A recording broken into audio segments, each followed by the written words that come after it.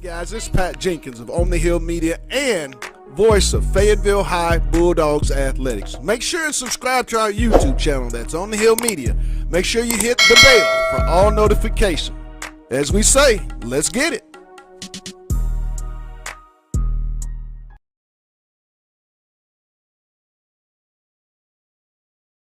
Walking with the Dogs is brought to you by Lindsay & Associates, Fayetteville Glass,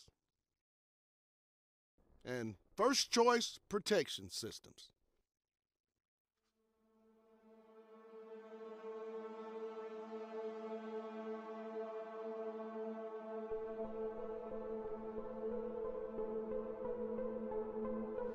Up if you're Brian, so try to force everything back into the middle of the field, and of course don't let anything go over your head. So Bladen Fike is in the shotgun with 3 wide to the near side. Fike looking to throw, has a man over the left side, and he got it out to Robinson.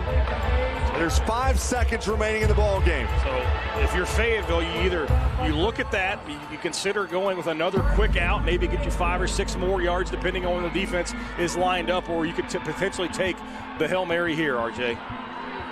But right now there's nobody lined up on Satania on the bottom of your screen, and if they stay like this, I quickly just throw it out to the receiver and let him go out of bounds. Fike steps up. Time has expired. He's going to throw it, and he's going to take it to the end zone.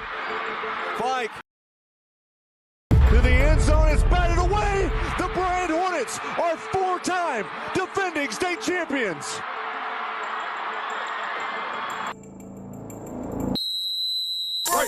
Welcome to Fayetteville, Arkansas, my hometown, and also the home of the Fayetteville High Bulldogs. 5-time state champs, 10 times conference champs, and just recently runner-up to the 2021 high school football championship. But you know what? 2022's up on us, and well, how will that be? As we'll take a walk with the dogs. You know what we say. Let's get it.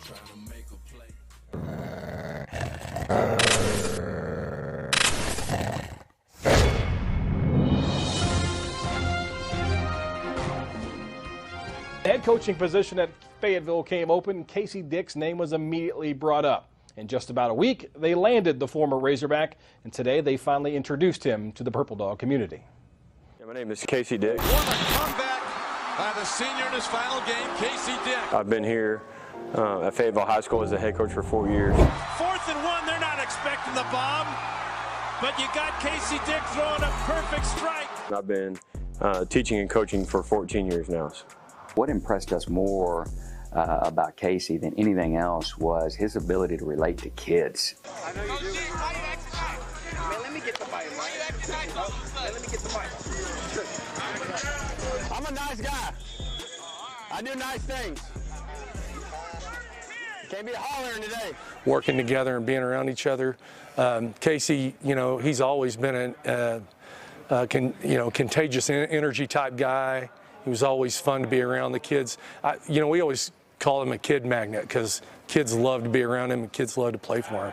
Obviously, Casey, played for kind of 3 different coordinators throughout his time there at the University of Arkansas. Was SEC quarterback, was at a major high school down in Texas, and so it's just always nice to have that feel. Allows me to go coach some other positions. He can talk to the quarterbacks, and then also be able to bounce ideas off of over the weekend. Like, with him playing the quarterback position, I can say, hey, what does this look like, as from a quarterback standpoint, does this make sense? And he can say, yeah, or we might need to tweak this or so. So it's been really good.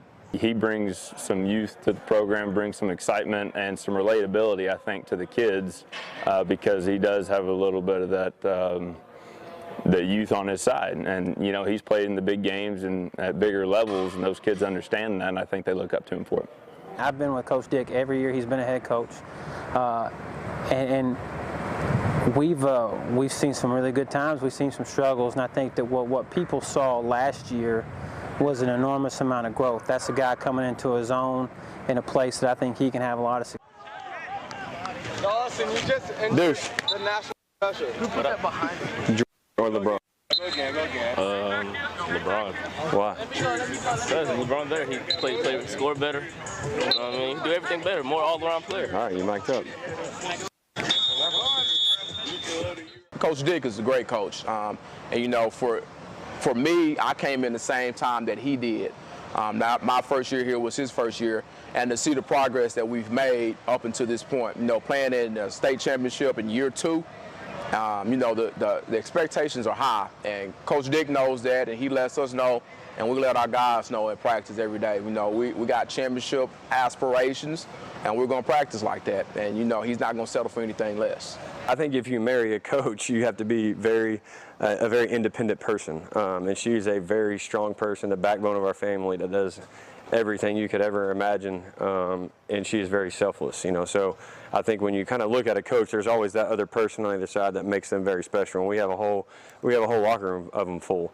But you know, she's just awesome from, you know, whether it's getting the kids up, you know, lunch ready and doing all that stuff, just because, you know, she knows we have 158 other kids up here that are our kids also, and that's what she refers to them as. So the more we can have at our house, and not my kids, but the kids in our program, the more of those that we can have in our house, the happier she is. You know, she wants to have 50 or 60 of them up here, and, you know, at our house, whether it doesn't matter if it's tore up or torn down, she wants to have them all there. But you know, outside of it all, you know, I like to just get outside. I like to hunt and fish and just kind of be in the outdoors. Obviously, that doesn't take place till all that other stuff is done. And I love to be with my kids. They're in the sports phase right now, so we're trying to get, you know, my daughter's playing, she's 9, she's playing volleyball, so we're trying to get her ready to play volleyball. My son's 5 in kindergarten, and we're trying to do the whole flag football experience with him. So we got we're in a whole bunch of different avenues and areas right now. I think whenever you look at Fayetteville as a whole, you know, our expectations really never change. We want to put a product on the field, number one, that represents our city. You know, that's a bunch of kids that understand the game, that are knowledgeable, but also, you know, love and want to be out there for each other. But, you know, and in the long run, they're going to fight for each other. All right, there we go.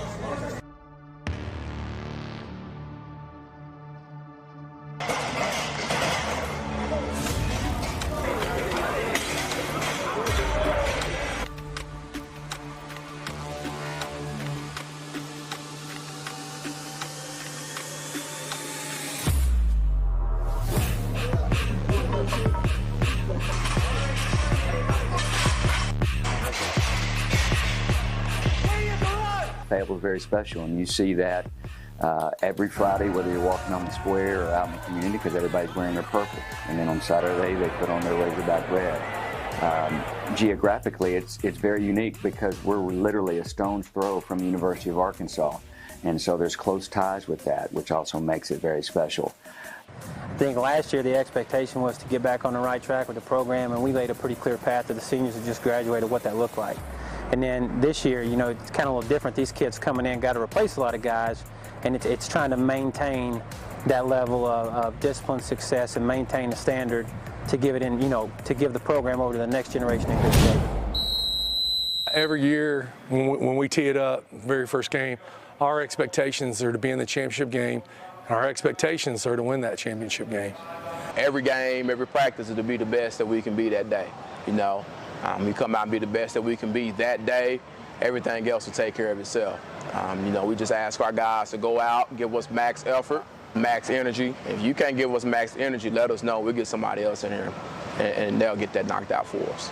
So I think that's the biggest challenge when you're looking at everybody else, you know, kind of around us, you know, graduating 45 seniors from last year to now, and potentially 22 players on each side of the ball or on offense and defense. So a lot of new faces out there that are growing up quick, figuring it out. You replace experience by giving other people experience.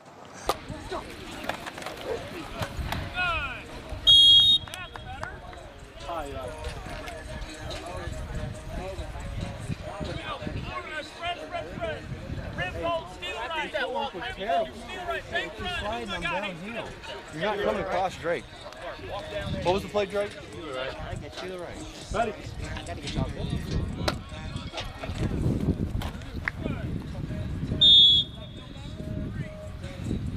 My name is Drake Lindsay. 2024 junior quarterback. I mean, I'm ready to go. I mean, I've seen, when I was a little kid, I watched Austin, Brandon, I watched all the guys, Taylor, and then I was under Bladen last year, so it's a big role, but I'm ready. I'm just ready to get it all started and going. I just want you guys to see that look, because we've thrown that so much on 3rd and long that if they've repped it, the corner's going to see, he's going to feel Will, and you might get the post because the safety might be kind of down. He doesn't back up quite as much as what you would think he would. Well, obviously, you know, I mean, he looks the part as far as quarterback goes. Big, good-looking kid back there, has a lot of arm talent. The hope is going into year 2, even though he didn't play, played a lot of JV, he was at every practice, sat in on meetings.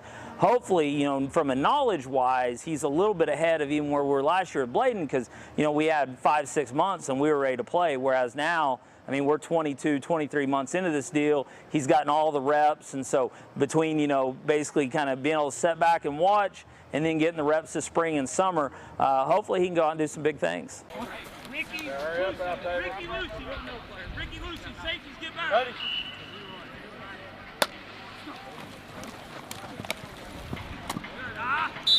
He's the smartest mind I've ever seen in my life. He explains the game so simple and makes everything, he'll break it down super simple and make it easy on me. And, you know, I couldn't really ask for a better quarterback and offensive coach than him.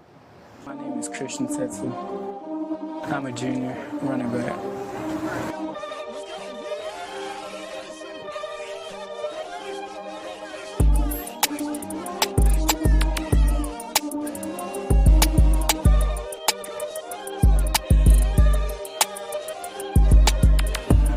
My brother come here. Throw to an open receiver. It's T-Rock at the 30, 25-20. Cut back 15, 10, 5. Oh yeah, Terrence Rock. They're a dream for me to play on that field, and all my life it's just, Fayetteville was always the school that I wanted to play for. Even if somebody told me to transfer, I was like, no, Fayetteville is the place I want to be. Huh?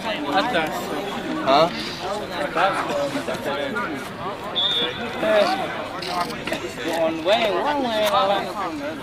Or is it always Drake you line up too?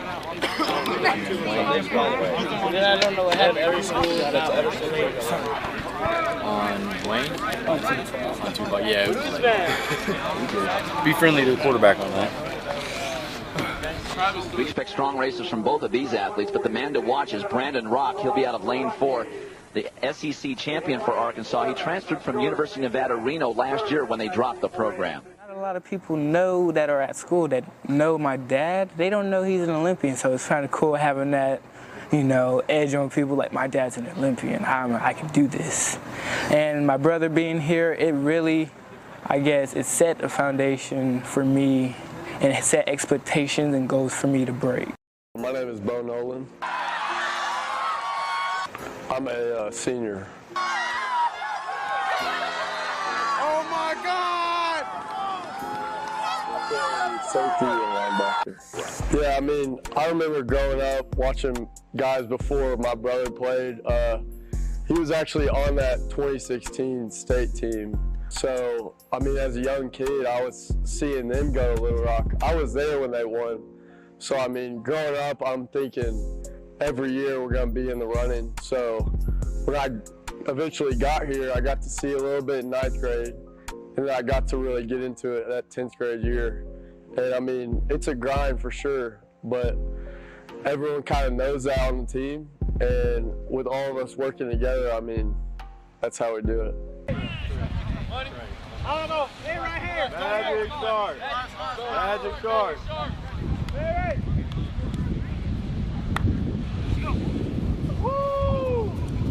Expectations are still the same, like we said. So, I mean, we really just have to channel that out and really just focus on ourselves. And I think if we can do that, we can just get over that and not really listen to what people have to say. When you have the opportunity to make a catch, whether it's in the red zone session, the 7-on session, the whatever session it is, you got to take opportunity of that and go out there and perform and do that. Everybody got it? That stuff, it transitions over to the game. Okay, so some of us, you need a little bit more application when you're doing those things to finish it. It makes a difference between a pass breakup and an interception, or a tip ball and a touchdown. All right, so those are big things. Make sure you're finishing, just like we would talk about in the game, make sure you're finishing at practice. Okay, we got to learn how to do that every single play. All right? I remember that summer in 9th grade, we kind of were in between that coaching change. And I knew right when he came in, he just brought a certain energy, you know, a young guy that the kids can get behind. My name is Brooks Yarchek. Play inside linebacker. I'm a senior. I mean, I just kind of worked on my craft. I got bigger, got stronger, got a little faster, just tried to work on everything to get me to a level where I could feel like I could be the best person out on that field every time I stepped on it. And that's been my goal, and I'm going to keep pushing myself every week to be the best out there. Being at Fayetteville and getting to coach the linebackers here, it's a blessing. And Brooks is just, I just see him as just like it is every year. I have a stud or studs every year at linebacker, and I'm blessed to have those type guys. But Brooks is the kind of guy, he is a warrior, he is a battler. He is never, ever going to show up at practice or at a game not prepared. The kid's always prepared. Very cognitive player. He's very intelligent, and then he's just like the rest of them. He's a warrior. Good job, Simo. Once you're watching the red, you're searching him up. Yes, sir. Brooks will be vital. He's our middle linebacker. He calls the defense from the middle of the pitch. You know, he's a guy that we expect a ton out of. He's one of the best kids that I've ever been around. Super intelligent football player, super talented as well, has some of the best instincts that you'll find. But even, you know, as great as the qualities that he has as a player, you know, his qualities as a leader and as a person even surpass that. And so he'll be the one that's setting the tone for our defense and for our team in a bunch of different ways, just, you know, through his leadership and how he gets all the guys on board and headed in the same direction. Otto! Coach Davis! Otto! Come in!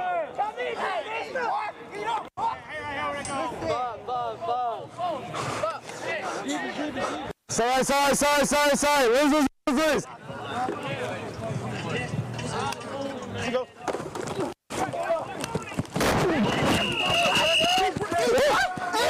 Expectation stays the same, get back to state, but this time we want to go win state. We don't want to just get back, we want to go win, but we got to do everything to get there. We got to win conference first, then we're just going to beat everyone on our way to state, and that's our goal.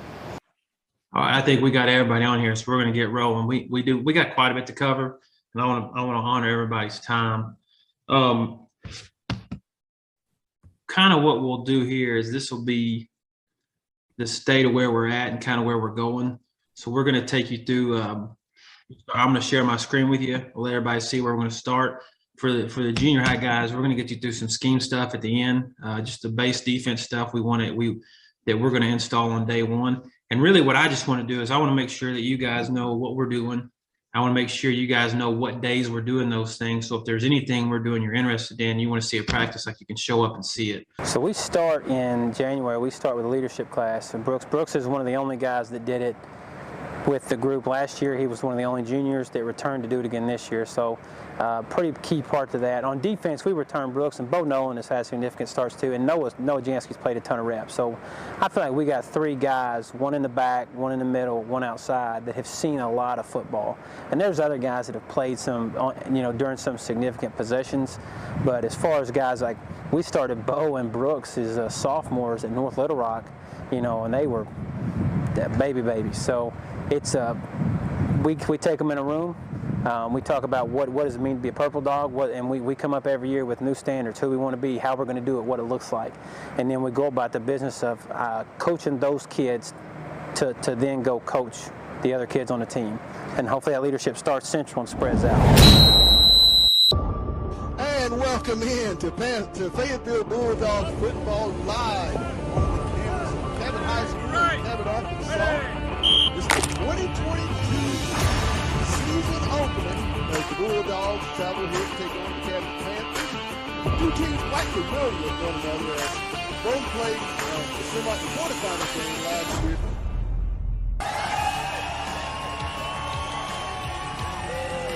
Ladies and gentlemen,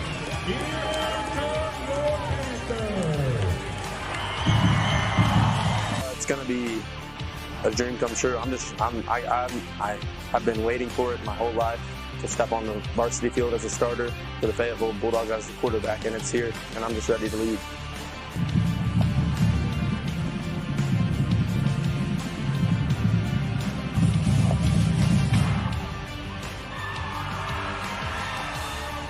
I think together, just all of us working hard, we need everyone. So us as a team, we're going to have to use everyone and to do our job.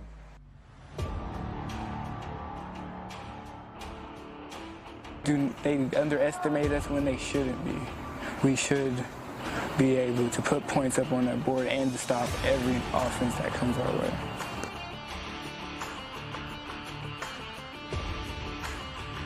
So we got to stay true to our technique, go catch these 50-50 balls, and then we do all those little things, and then we do the little things, not just on Friday night, but this week in practice leading up to it, everything will take care of itself. Like I said, we got some new faces. They've been working hard. We just got to blend this thing together and figure out what we're best at and hopefully get the balls and get some guys that can score.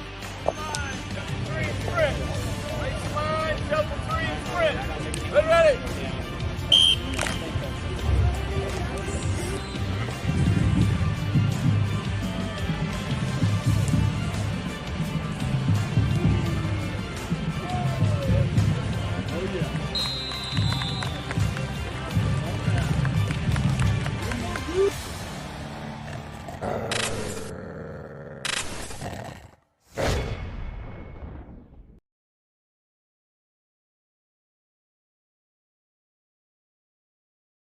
Hey guys, this is Pat Jenkins of On the Hill Media and voice of Fayetteville High Bulldogs Athletics. Make sure and subscribe to our YouTube channel, that's On the Hill Media.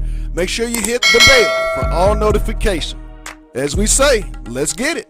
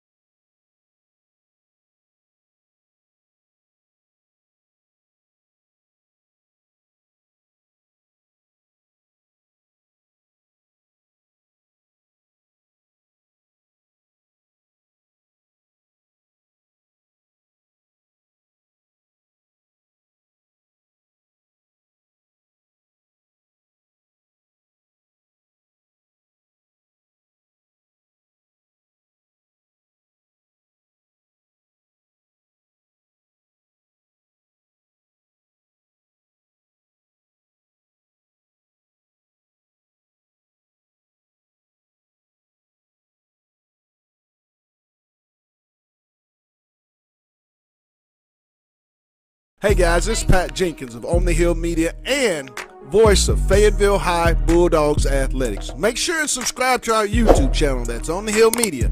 Make sure you hit the bell for all notifications. As we say, let's get it.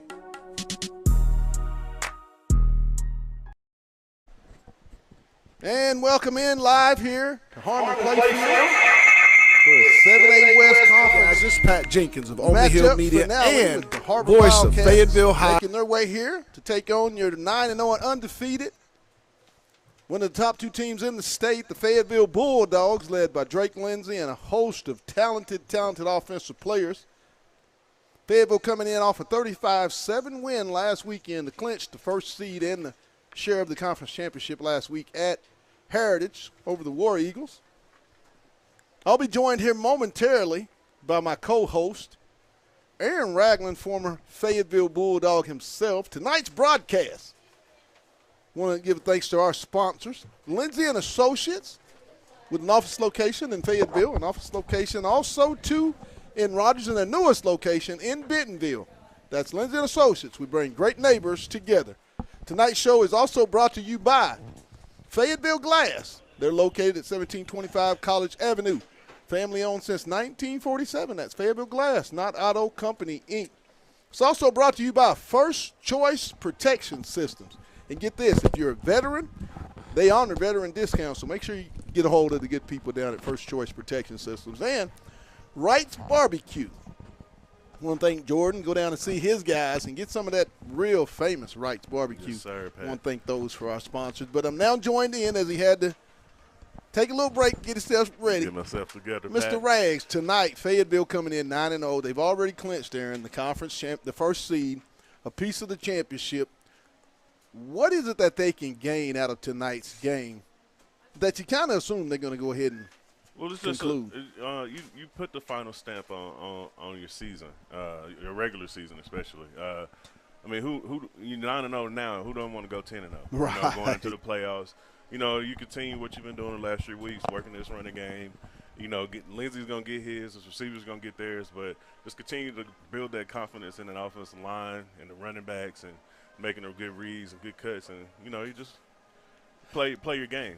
Last season, you lose Kalen Morris, preferred walk-on, had a great season, led the conference in receptions, one of the top guys in the state at that spot. Mm-hmm. A lot of question marks when you came into this year, but all that's happened is junior Jason Delamar, as we come into tonight, 85 yards away from being the third consecutive 1,000-yard receiver under this offense led by Jay Wilkerson. I mean, talk about, you know, Jason and then that core as a whole, Mason Simpson, Graves, Luke, those guys. Well, you know, Delamar had a big season last year as a sophomore, and just having him back was able to build that confidence throughout the receiving core. And then you had Lindsey, him and Lindsey.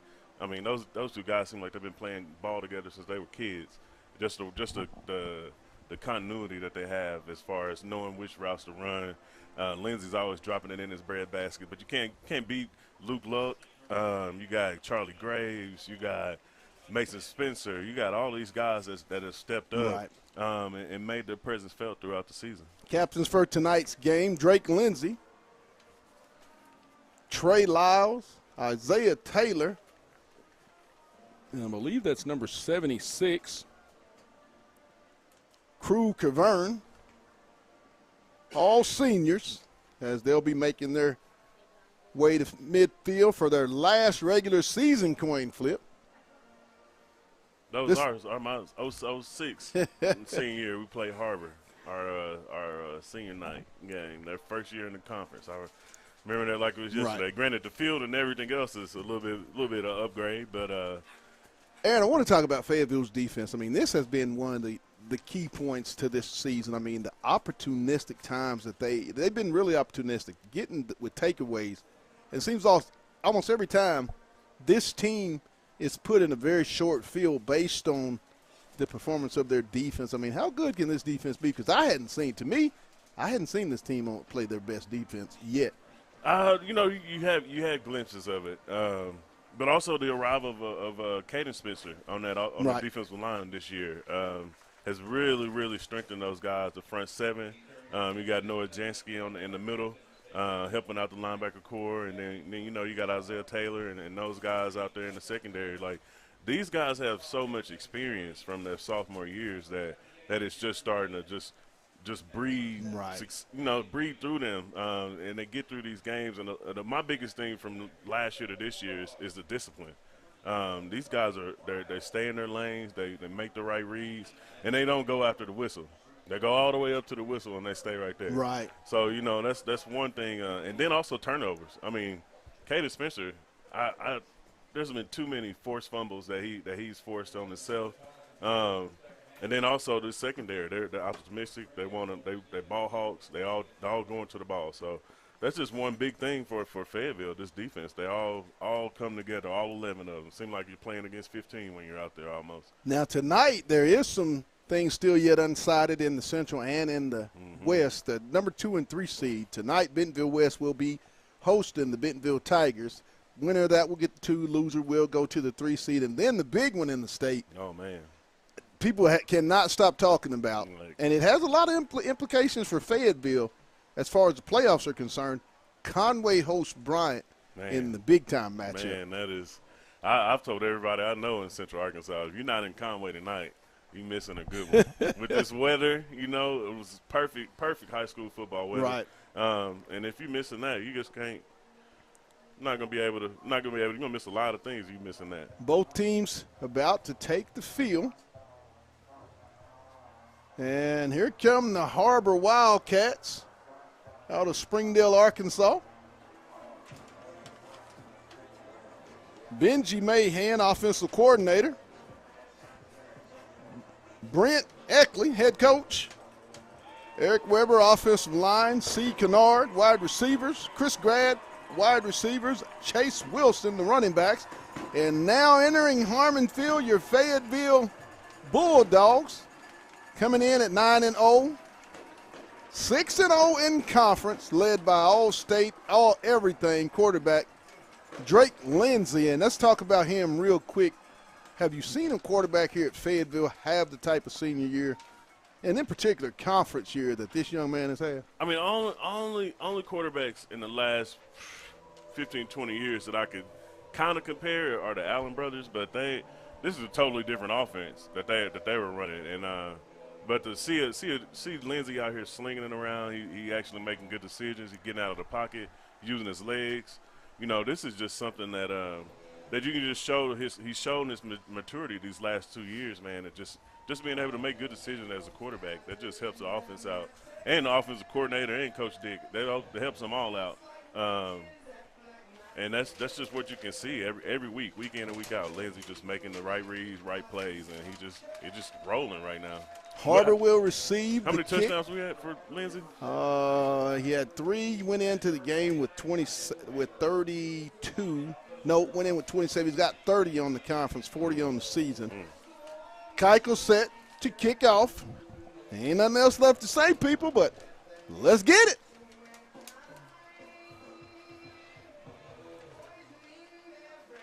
And the season conference finale is underway, as there will be what we've normally seen all year, a touchback. Har-ber will take over at its own 20.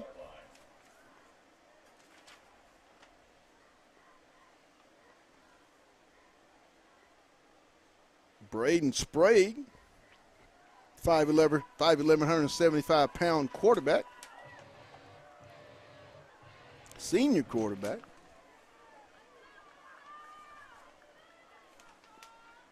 He'll roll out. It's looking.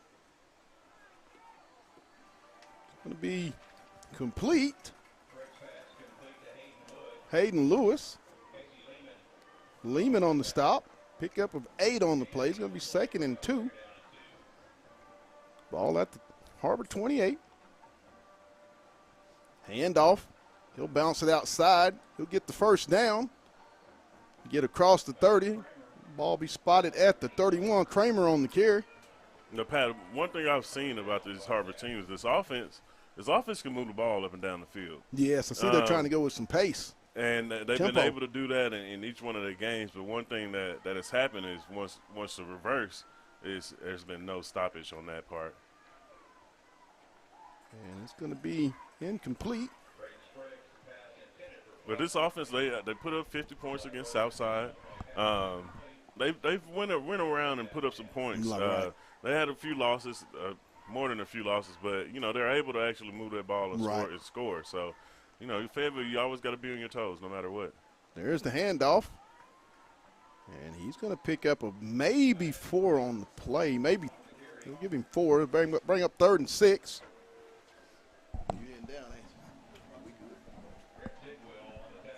Tidwell on the stop for Fayetteville. Brings up a 3rd down and long.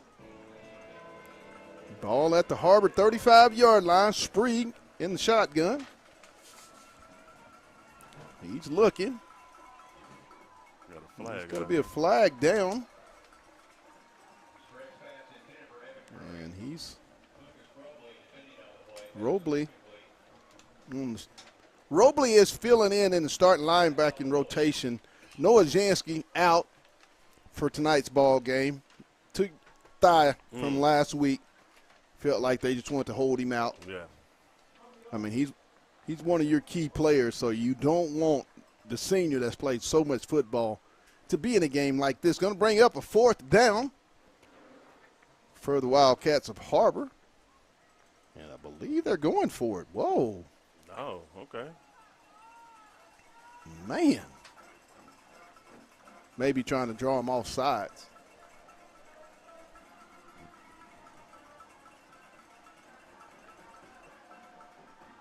Oh, pooch kick. Okay. A little quick kick. It's going to take a Har-ber roll and be down around the 28-yard line of the Fayetteville Bulldogs, where they'll take over. 1st and 10. And, Pat, this is where things get a little wonky for Har-ber. Like I was telling you, you know, offensively they moved the ball up and down the field, but defensively they haven't been able to stop anybody. No, not at all. And you know, the way they go, you can't have that against Lindsay and these receivers. And they already lining up in. Lindsay in the shotgun. Setcher will be the single back for Fayetteville. He'll step up in the pocket. He's going to go deep. He's got Spencer complete. He's at the 15, 10, 5. Touchdown. Touchdown, Fayetteville. Another 80-yard strike to start the scoring. Lindsay to Spencer. Well, we got a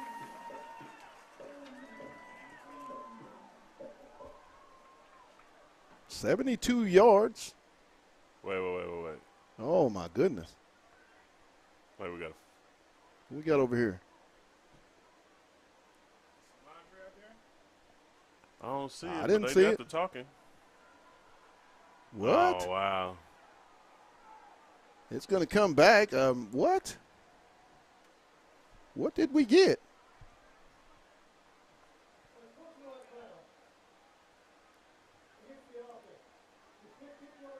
What? Wait. What happened?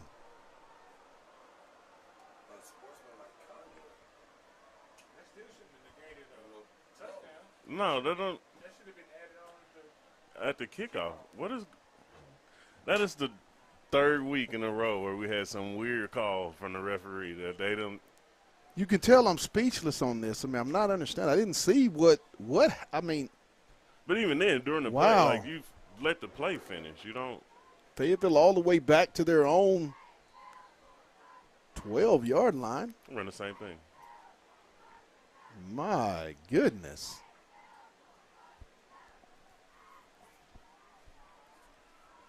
Yeah, why not run the same thing? Middle of the field, wide open. Lindsay. He's going deep. He dropped it.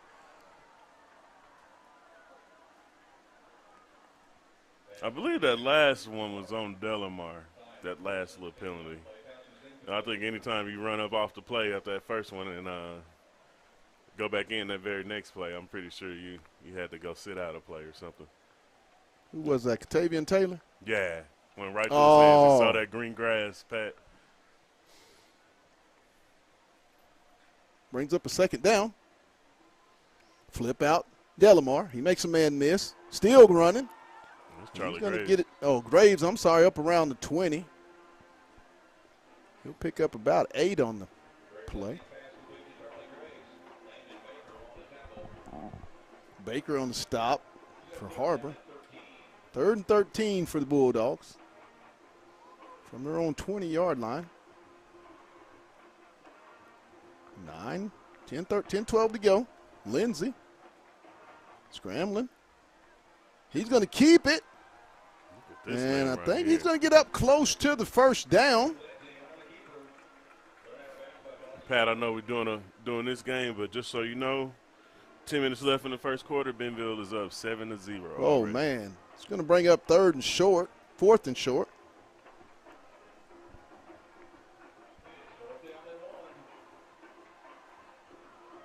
But I'm just surprised they're just single coverage on everywhere.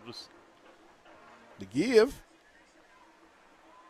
And I believe he's going to get it. Got that first down.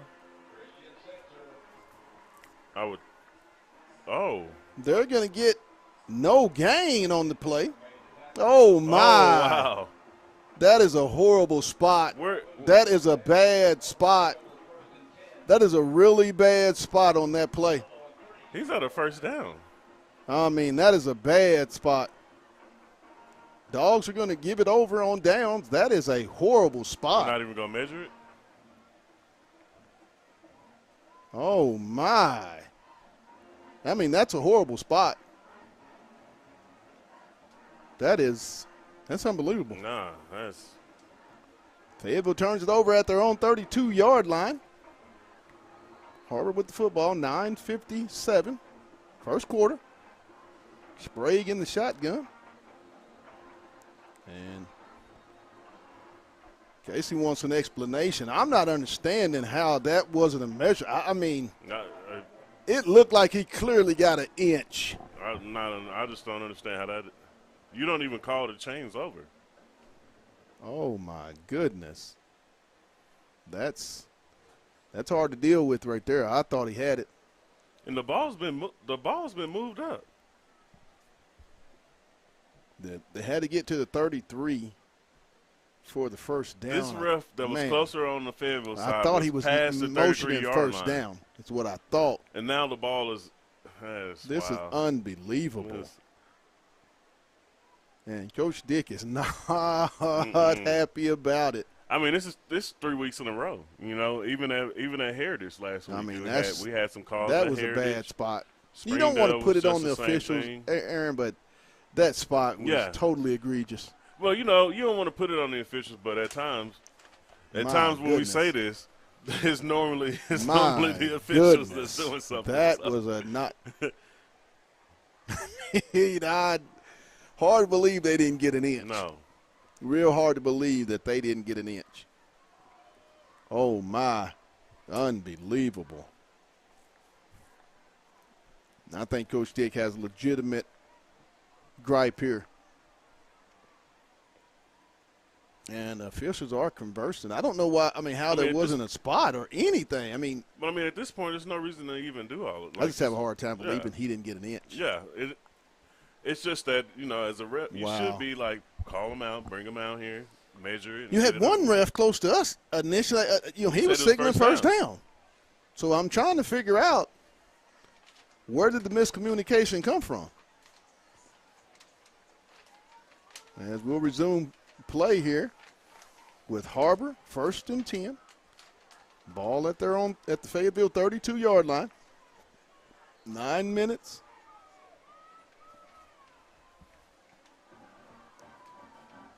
.957. Sprague in the shotgun with the single back. Trips right. The give up the middle. Makes a man miss. He's going to get down inside the 20 for a first down. Just another little update, Pat. C.J. Brown is going crazy right now at Bentonville West. It is 14-0 Bentonville. Oh, my goodness. That looks like they'll get the 2 seed. Yeah. I mean, you know, I don't want to count Bentonville West out, but they just don't seem to be a team that can come back from large deficits. Handoff up the middle. He's going to power his way ahead for about maybe, give him 4 on the play. Robley and Jones on the stop for Fayetteville.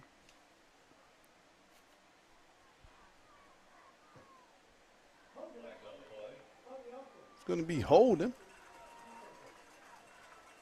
That'll be a 10 spot. It's going to make it 1st and 20.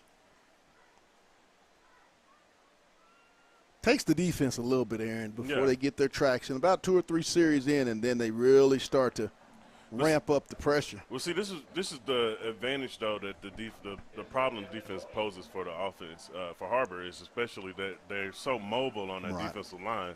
You get a couple holding penalties, you're already down behind the sticks. Right. And it's not too much of, whoa. And it's going to be down around the 11. Brought that bring 2nd down. Got that corner off the side. Left that slant wide open.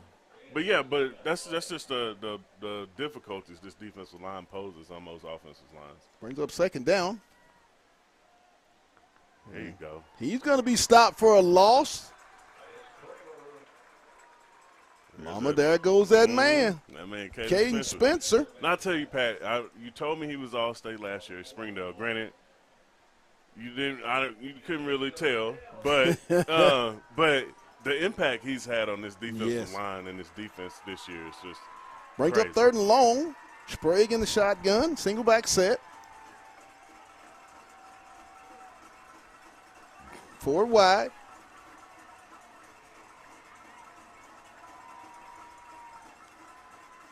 Bringing pressure.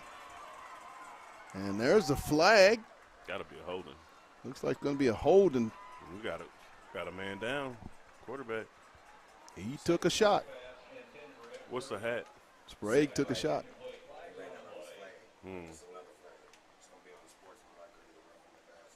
That is a bad call. Man. He did.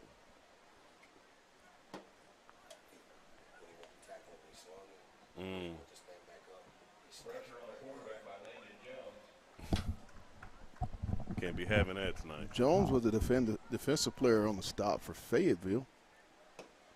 See what we got.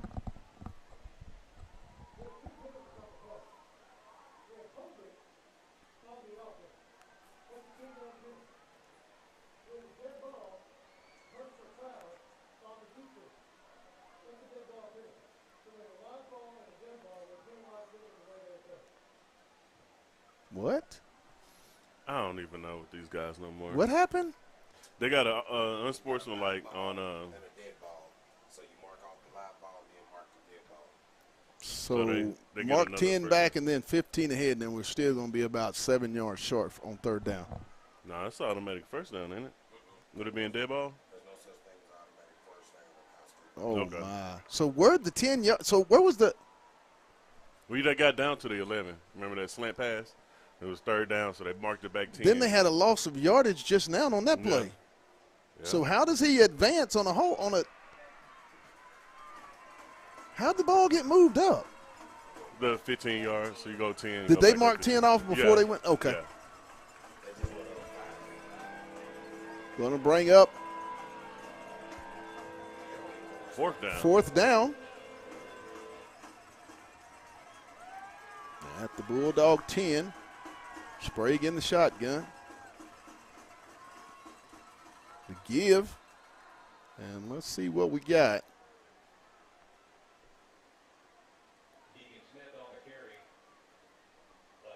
We got some movement on Har-ber, I would think.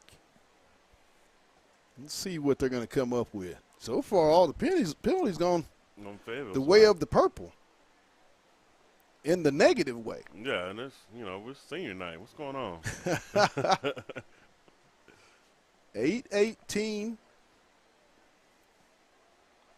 First quarter. Har-ber it's 3rd down. They switched it. It should have been 3rd down. I didn't think it was 4th down.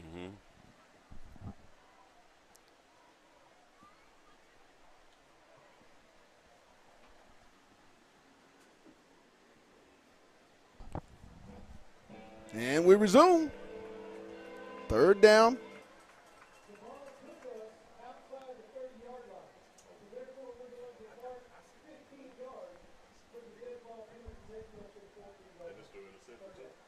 Third down.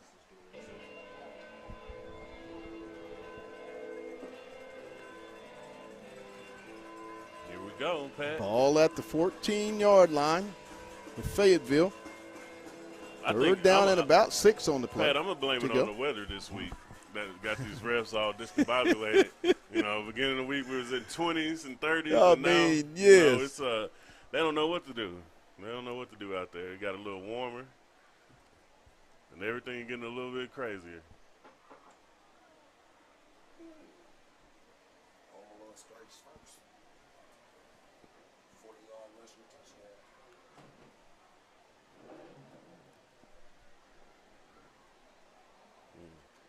And we'll resume play here at Harmon Field. 3rd down. Ball at the Fayetteville 14 for the Wildcats of Har-ber. Man, are we going to play some football anytime soon? And there's a timeout after all of that. Oh, my. Come on.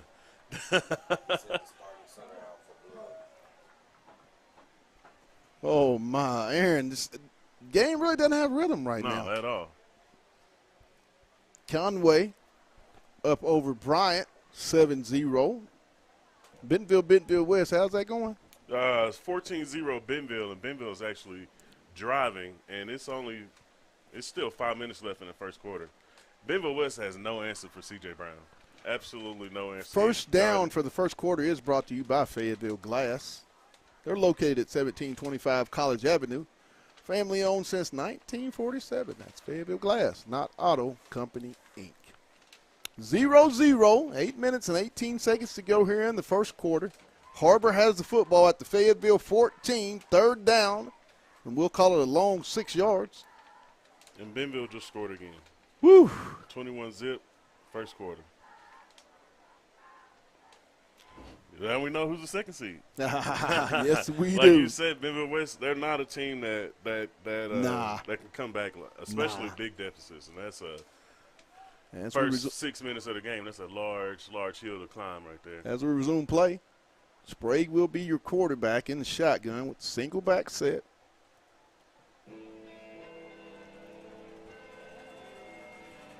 Ball at the Fayetteville 14.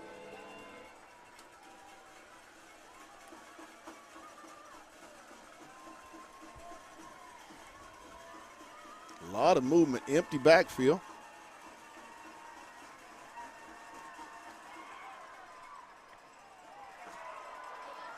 Oh, my goodness. Come on. Come on. That's just. Come on, man. Come on. This is horrible. Are we playing football or powder puff? What are we doing tonight? No way should that be a personal foul. Oh, my goodness. Oh, my. It's going to be a long night, Pat. It is going to be a very difficult night for Fayetteville if they're going to get called for. I mean, what are we playing? Are we playing football or what are we playing? Touch? What are we playing tonight? You know oh, my goodness. You know how it is when Fayetteville get like this. They don't. This is atrocious. Like it. Two bad penalties on Fayetteville, bad calls. And I'm not one to talk. Unbelievable. Pitiful. Man. I don't know, Pat. Teams make hay on penalty-wise. That's how you move the football on the defense of Fayetteville. That's how it's been all season long on this defense. Bad call. Ball, 1st and goal at the 8-yard line of Fayetteville. Har-ber with the football. Sprague. Throwback. Touchdown. No. Yeah, it's at the 1.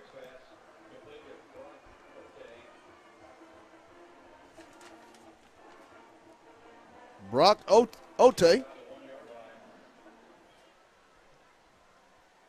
Ball at the 1.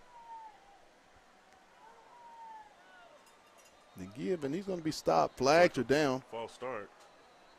Oh, my goodness. What is up with this ref today? What are we doing? What are we doing? Look, the head referee just has called 3 personal foul penalties already in the first Man, quarter. come on. Come on.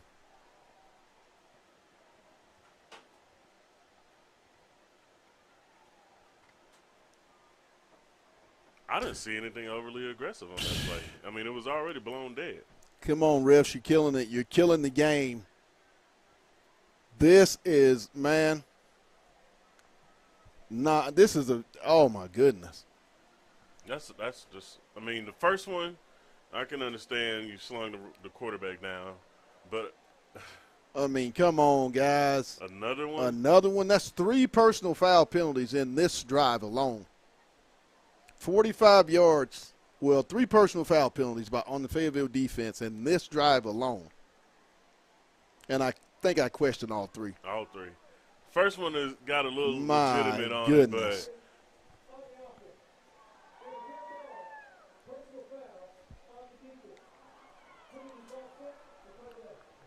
but I mean, this is – what is it? When they just couldn't do it just like 2 minutes ago. This is almost clown What work are in the they first quarter. talking about? This How is can almost clown work in the first quarter right here. This is crazy. What? How did one offset the other and you – oh, my. You just had the same thing happen on another play, and they said they marked off both penalties. This is – man, it's going to be a long night. They are clueless. They have no idea what's going on. No, they don't even – They have no idea what's going on. This drive, this is a frustrating drive, man. This is crazy. Aided by 3 personal foul penalties on the Fayetteville Bulldogs. And don't forget the 80-yard bomb, the 72-yard bomb he threw, and they called a personal foul after the play and erased the touchdown, which – That's 4 personal fouls, and we haven't even got 6 minutes of the game out of the way.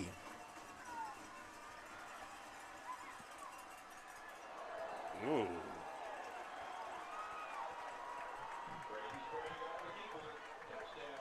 Touchdown, Har-ber. Sprayed with the 1-yard run.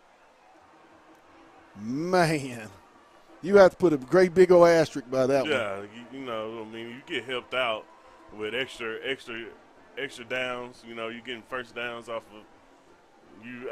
Honestly, I don't even know what happened. On That drive. was a poorly officiated set of downs right there. I mean, I don't. But if you're Fayetteville defense, I'm baffled by that. Hey, you come on this sideline, you take your coach's advice, and you fit. Are you serious? He's not even the kicker. You can hit him. Man, this is a joke now, man. This has turned into a joke. This not has turned into a joke. I mean, this has really turned into a joke. I mean, this is turning into a joke of a game. This will be the 5th personal foul penalty, and we haven't played 6 minutes of football. This is a joke. I mean, this is a joke. Roughing the holder. Roughing the holder. There's no such thing as roughing the holder. I've never heard of roughing the holder. Roughing the holder. Is that somebody need to get on the YouTube page right now? Roughing the holder. We need to hear this rule. Please put on our YouTube page. Roughing the holder. I've never heard roughing the holder. That's a new one for me. So that's roughing the holder. This has been.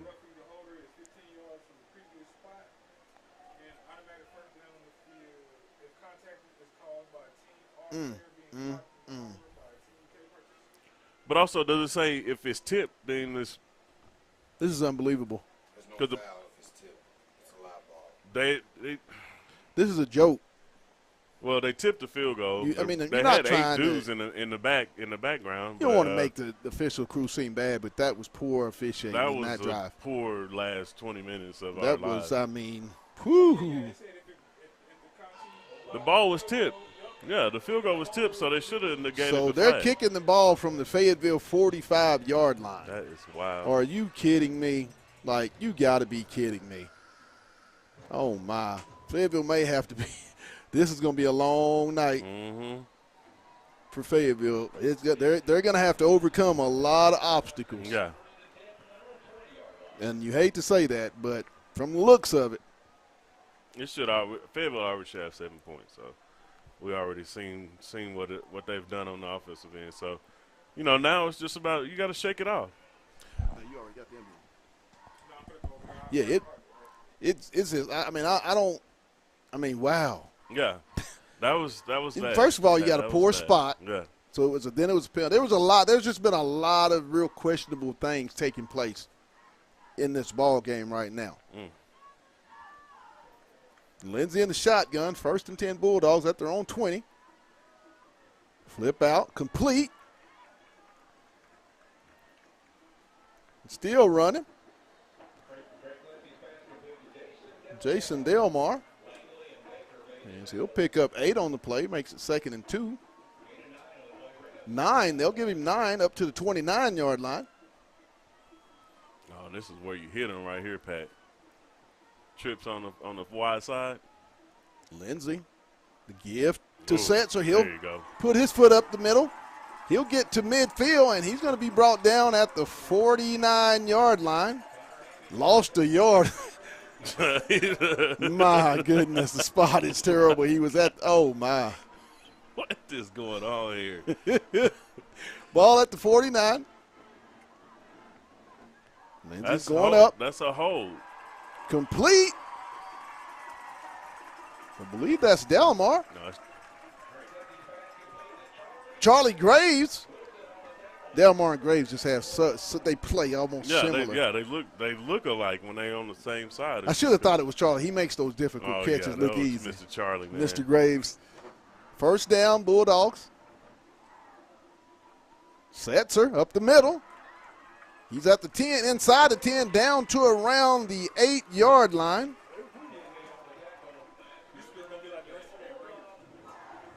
First and goal, Bulldogs.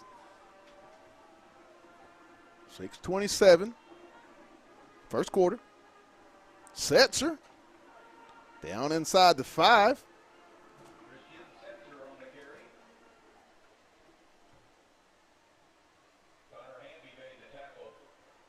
Hamby on the stop. 2nd down. Lindsey. Corner route. Got him. Touchdown!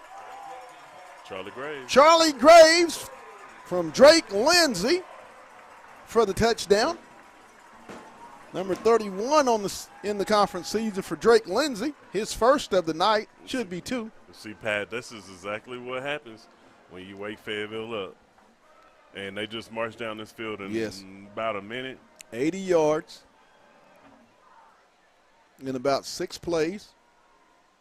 5 plays, I should say. And the extra point attempt is up and good. So we're all knotted up with 6 minutes. 7-7. First quarter.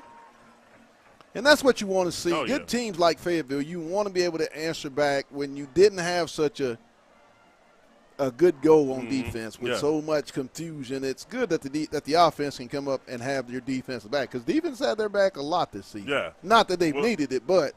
Well, it's they've shown that they take a little time to kind of get the car warmed up, get the offense and defense warmed up, but they need to just stay confident, and just let everything roll off the shoulders and just come out on this next defense. Donovan Amolo, 2 touchdowns, 14-0 Conway. Senior Amolo, he's a difference maker. That's a quarterback, isn't it? Yeah, something to be said about a 3-year starting quarterback, the experience factor. 14-0. And we got a high, deep kick. It's going to be fielded around the 3. Returned. Makes a man miss. And he'll get it just up across the 25. Be marked around. That's a former Purple Dog son out there, number 7 for Har-ber. Serrano See if the Bulldog defense can get some traction here. All tied up. 5:53 in the first quarter. 7-7. Har-ber with the football at their own 25-yard line. Empty backfield. Wow. It's complete. Had a little slippage. It looked like the safety. Looked like he over pursued and slipped a little bit. If he wouldn't have slipped, that would have been. Lehman would have had that in his bread basket.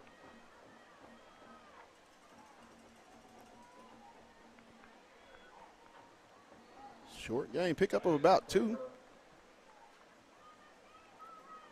He marked at the 47, 2nd and 8. Jones on the stop.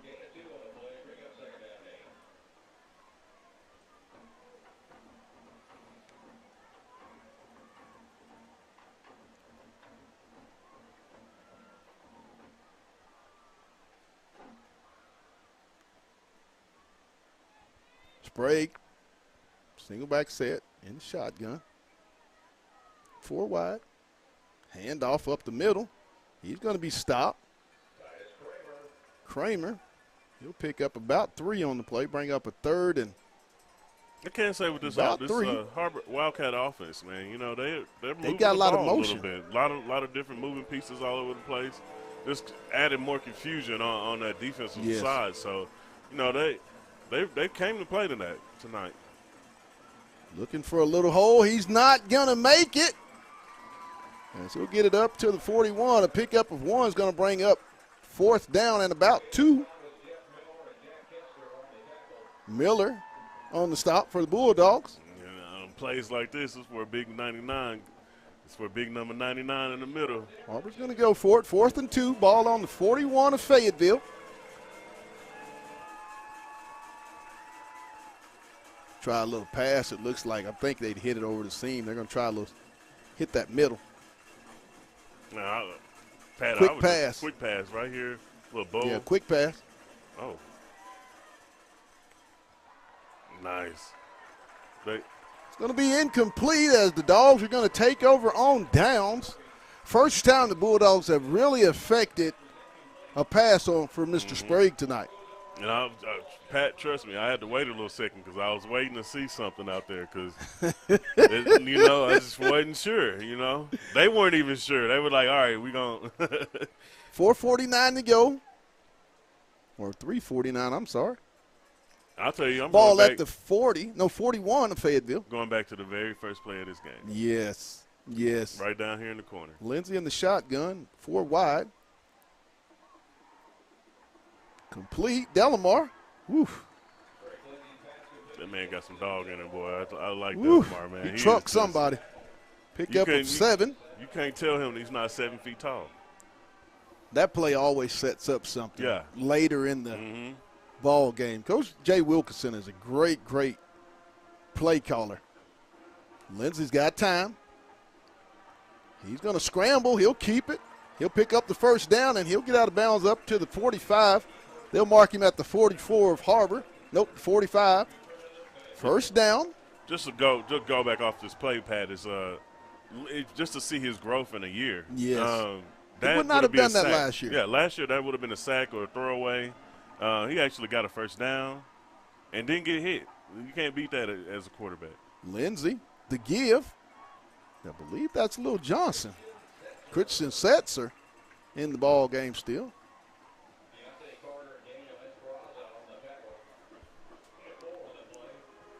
Second and 6. Ball at the 41 of the Wildcats. Bulldog football. Spencer. And he's going to wiggle his way up close to a first down. He's going to bring up a 3rd and short. Pick up a 4.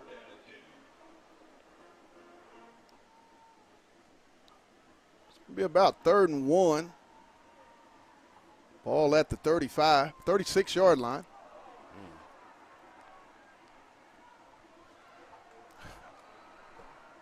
And Fayetteville with a bad snap, loss of big yardage. It's going to bring up the punt team.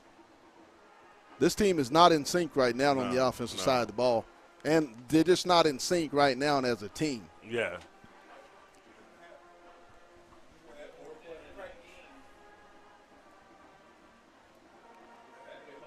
It's going to bring up the punt team.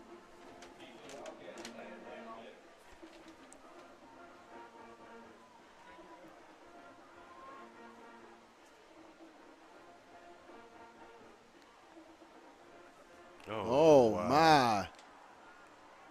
Not a good kick. It's going to take a Fayetteville roll and go out of bounds around the 30. I think they're going to spot it at the 34-yard line. 1st and 10 Wildcats. Yeah, right Pat, now, if you're Har-ber, I mean, you like the pace of this game. Oh, yeah, yeah. You right now, you're in a darn good spot if you're the Wildcats. 7-7. You're about to finish this first quarter probably on your actual drive, so you actually then wasted a lot of time. Right. Or kept Fayetteville offense on the sideline for a lot of time, and you're able to move the ball. You can't beat that at all. That's all you can ask for. Now you just want to make sure you're scoring points. Sprague. Because Fayetteville's not going to stay down long. Looking. Incomplete. Looks like they're starting to get a gauge of what Har-ber's offensive game plan and what they're trying to attack. Yeah, they've run this little the little 9 route towards the outside a couple times tonight, and they've had a little success here and there. But you know, like we said, you got to Fayetteville. Right. When you play in Fayetteville, you got to score points. You're not scoring points. And you're not really he's going to doing much. short gain just across the 35 up to around the 36-yard line. Pick up of maybe 2 on the play. They'll give him 3. Makes a 3rd and 8. Also Slinkard on the stop. Can Fayetteville get pressure on the Har-ber quarterback?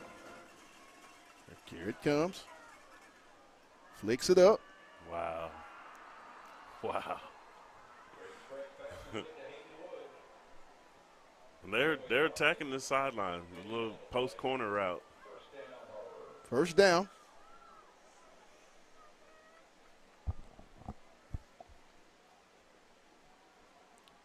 Ball at the Fayetteville 36.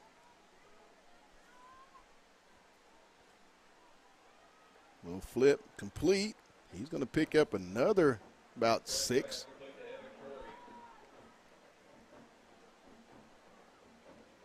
Kind of got the Fayetteville defense on its heels right now. This Har-ber offense. Pat, like you mentioned, all the motions, the pace that they're running on the offensive end, it's kind of got Fayetteville a little held up right now. Yes.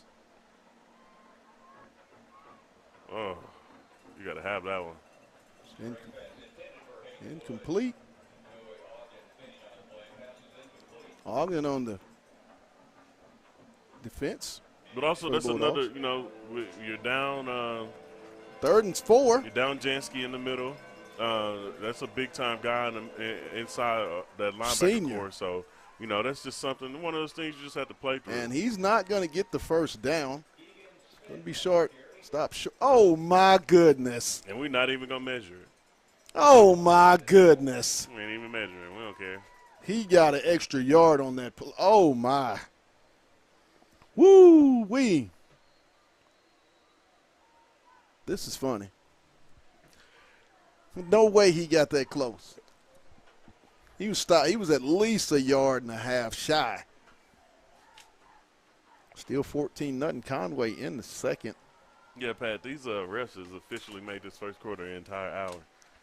Man, this is unbelievable. That haven't happened in the last few games. This is unbelievable. 16 seconds left here in the first quarter, 7-7. Har-ber does have the football, and they're going to give them the first down. Unbelievable. Didn't even measure it. That's unbelievable. It is.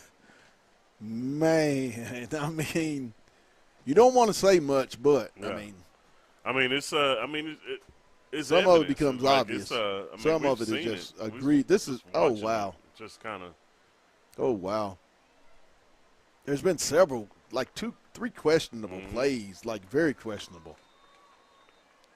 What are we doing? Oh, they had the clock running.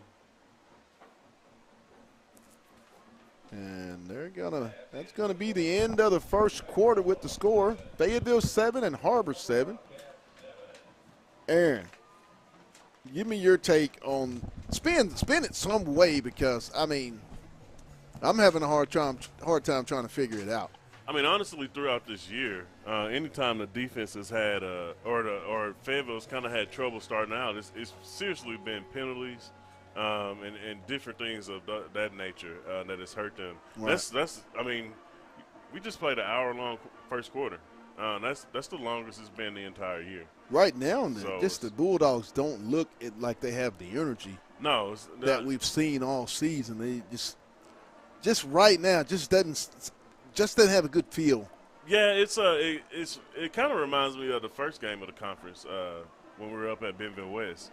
We kind of lulled out for a quarter until we actually kind of got it together and kind of was able to go through those guys in the beginning of the conference. It's going to be first down for the Wildcats of Har-ber, I believe, at the Fayetteville 26-yard line. But like we said in the beginning of this game, Har-ber's offense could move the ball and they could score points. So that's this is something that they've been able to do on other teams throughout the conference. So Sprague, the give, and he's going to be stopped behind the line of scrimmage. There goes that man, Caden Spittenser. And he lost more than 2 yards. Yeah, I was, hey. I'm confused. There was at least a 4 or 5 yard loss. My goodness. This is, oh my goodness. Sprague, complete. They are killing the slant route. Lehman on the stop.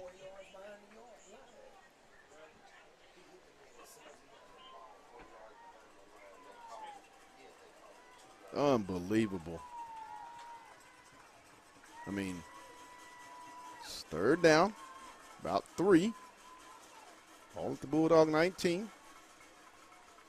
It's incomplete, knocked down. It's going to bring up a 4th down.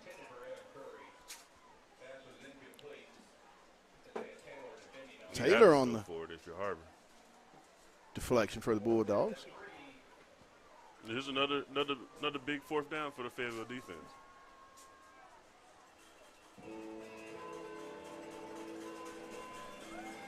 Brings up 4th down. Ball at the Bulldog 18-yard line. Well, we'll call it the 19.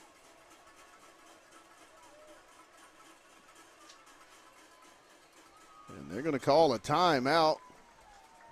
Will the Har-ber Wildcats.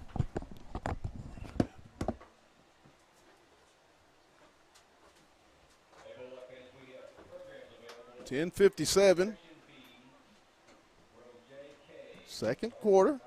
It's going to be 4th down and 3 from the Bulldog 19. Will Har-ber have the football? 7-7. And we're live here from Harmon Field on the campus of Fayetteville High School in Fayetteville, Arkansas. The 7A West Conference season finale. Fayetteville 9-0 will get the 1 seed in the Arkansas High School State Playoffs in the West. Tonight's broadcast is brought to you by Wright's Barbecue. Go down and see Jordan and those guys. Eat some Wright's Barbecue. It's also brought to you by Lindsay and Associates. Tonight's broadcast is also brought to you by First Choice Protection Systems. And lastly, Fayetteville Glass. Second down tonight will be brought to you by Fayetteville Glass here in the second quarter. It's brought to you by Fayetteville Glass. Brings up 4th down and 3 at the Bulldog 19-yard line. Snap. Pass. And it's going to be incomplete. Fayetteville will take over. Lehman on the stop. Fayetteville will take over at their own 19, 1st and 10. And that's one of the things that the Bulldog defense needed. Now, Fayetteville gets the ball back at their own 19, 81 yards of pay dirt in front of them. And they've proven, Aaron, tonight that they can go long distances, as they should already have 2 pretty long drives to their credit. Yeah, they, it's just about gaining that confidence and just getting out there. Setzer, and he's going to get up to the 35-yard line. Christian Setzer has really started to run the ball with great purpose. That's exactly what they needed. Exactly what they needed to add another dimension to this offense this year, and he's really came on strong. Empty set. Who they got lined up in that H-back? Omar Murray at the H-back spot. Ooh, there you go. Go out there and get you a block. For the completion.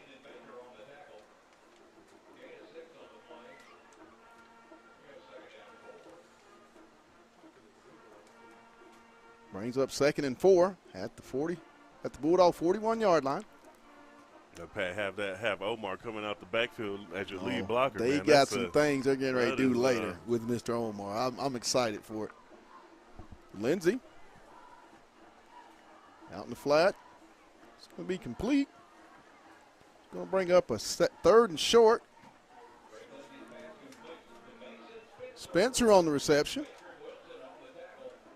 Brings up a 3rd down.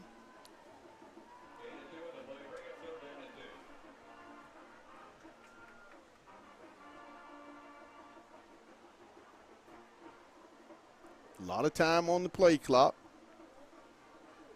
9:29 in the half. 7-7 here at Harmonfield. Bulldog with the football at their own 43-yard line. It's complete. There you go. Get that first down. For the first down, just up over the 45 to the 46. Mr. Luke. Landon Luke. He and Charlie Graves are really, really good one-on-one guys. It's going to be imperative for them to be able to beat the one-on-one coverage that they face on Friday nights. Oh, yeah. And if they can do that, that's going to be big time. Absolutely. Lindsey. He's looking. There you go. He's got a man. Oh, at the last minute. Incomplete.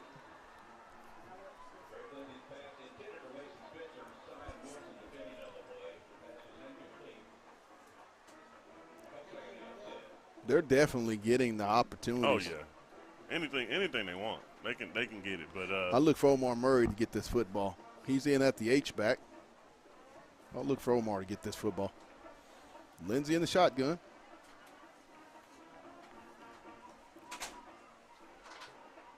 Look at Lindsey. Lindsey's going to keep it. And looks like he's going to pick up the first down, because he'll get it across the 45. What we got here? What is going on? Wait, what?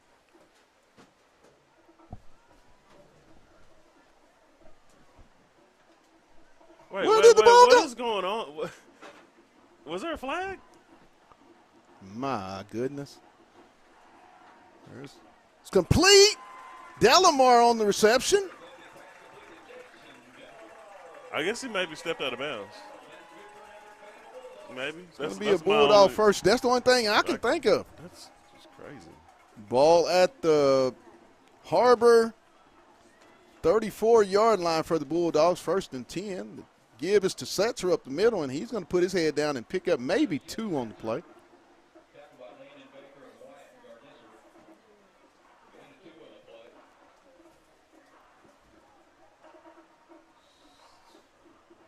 Brings up 2nd and 8. Ball at the 32 of Har-ber for the Bulldogs of Fayetteville. Lindsey in the shotgun with the single back set. He's got a man. Got him. Touchdown! Oh, dang it, I missed it. Contavious Taylor. 32-yard strike from Lindsey to the sophomore. Great catch by Taylor. It's going to make it 13-7 Fayetteville. Touchdown number 32 in the conference season for Drake Lindsey.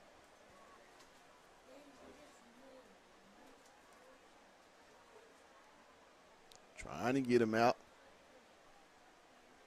for the PAT. Fayetteville up 13-7, 8 minutes in the half.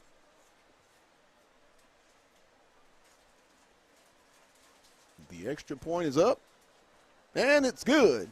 But if you're Har-ber coaches, as you go out on this next possession, this is the danger zone. Right. You got 8 minutes left in the second quarter. All it takes is one little thing, and Fayetteville can catch fire, and they get the ball at the halftime. So 14-7 Bulldogs. Seems like the defense. I know now Har-ber has moved the football, but by the aid of a lot of infractions by that Fayetteville defense by way of the officials. Yeah. Now, we can say some of those you can put asterisks by it, but it does seem like, Aaron, that this team is starting to get, as we see them all, likely most of the half, start to get that traction. And that turnover results in what, an 81-yard touchdown strike? Oh, yeah. Well, I'm sure that that the coaches have just told them to be patient and calm down. Don't let everything just be overblown, because you see that the refs are actually calling it. So right, and it's going to be a touchback. But this is that point in that game. In normal It really games is. against Fayetteville, the defense started to get a little momentum as they had that fourth down stop just on this last possession. And, I see it's 14-7 in the Bryant Conway game. 14-7 Conway. What we got over in Bentonville West, up at Wolverine Stadium. I think didn't Alma and Farmington have a big time matchup tonight for their 1 or 2 seed? Greenwood at PA. A lot of good football games going on tonight around the state in all classifications. He'll try to take it down the line of scrimmage, and he's going to be knocked.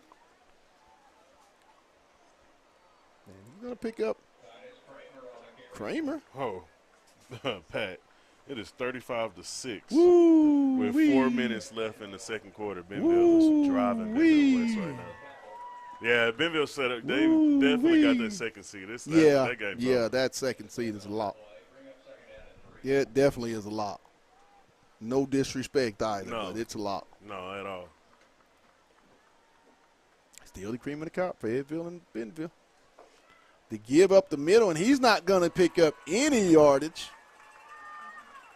Big Jackson Oliver on the stop. Big 99, the junior defensive tackle. I tell you what, when J.O. plays at that level that J.O. can play at, I don't think there's too many more inside guys that's putting their hand down worthy of a college scholarship in this state. Oh, yeah. Especially young kid and has another year. And that's gonna be a movie. Big time. That's going to be, just imagine him next year. Oh. All the disruption he didn't cause this year, man, that's just going to be something to Bring up third down. Pass out in the flat. It's going to be incomplete. Here we go. And it's going to bring up a fourth down as they're starting to figure it out. I think Har-ber's going to go for it. They have nothing to lose. I mean, yeah, but oh my, that's early. You don't want to give the That's early, Pat. You don't want to give the Bulldogs a 20-something yard field to strike. 6:46. Sprague in the shotgun. Empty set.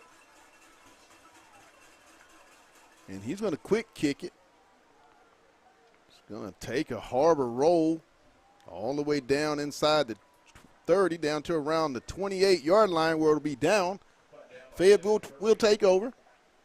1st and 10. I've just seen how springy Coach Wilkinson is on this sideline. That just means that something's coming. That just means that he means business right now, and I think that he's about to roll up his sleeves and go and get to work. Aaron, we talk about this. Another short. I mean, there's that danger area right now. where Fayetteville gets that 2-touchdown lead, the momentum tends to go up real quick. Lindsey. Complete to Delamar.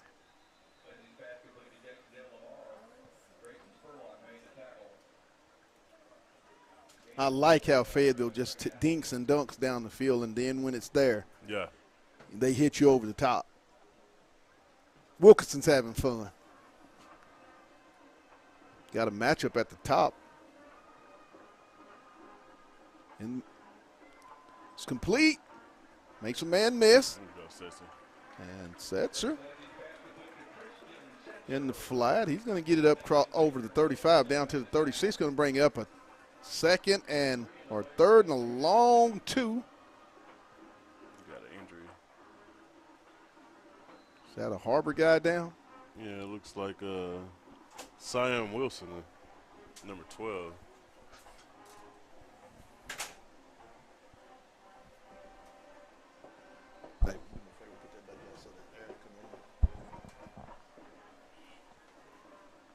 It's going to bring up 3rd and short. 3rd and 2. Setzer is your single back. Lindsey in the shotgun. 4 wide.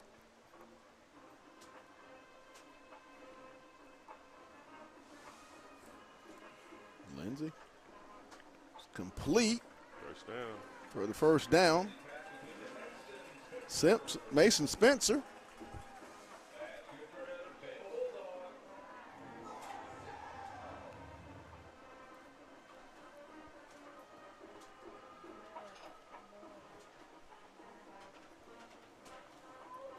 Ball at the 49 of the Bulldogs. First down. Lindsey with the shotgun. Single back set.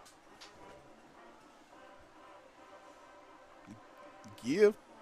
Setzer up the middle, and he's going to fight across the 40 down to around the 43-yard line. He'll pick up 4, make it a 2nd and 6.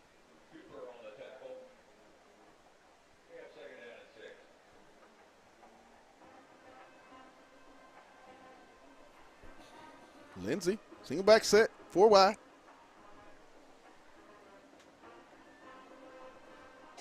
Complete over the middle.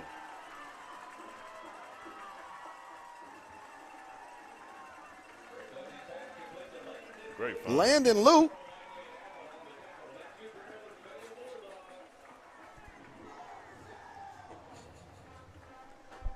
that's what he's messing with you.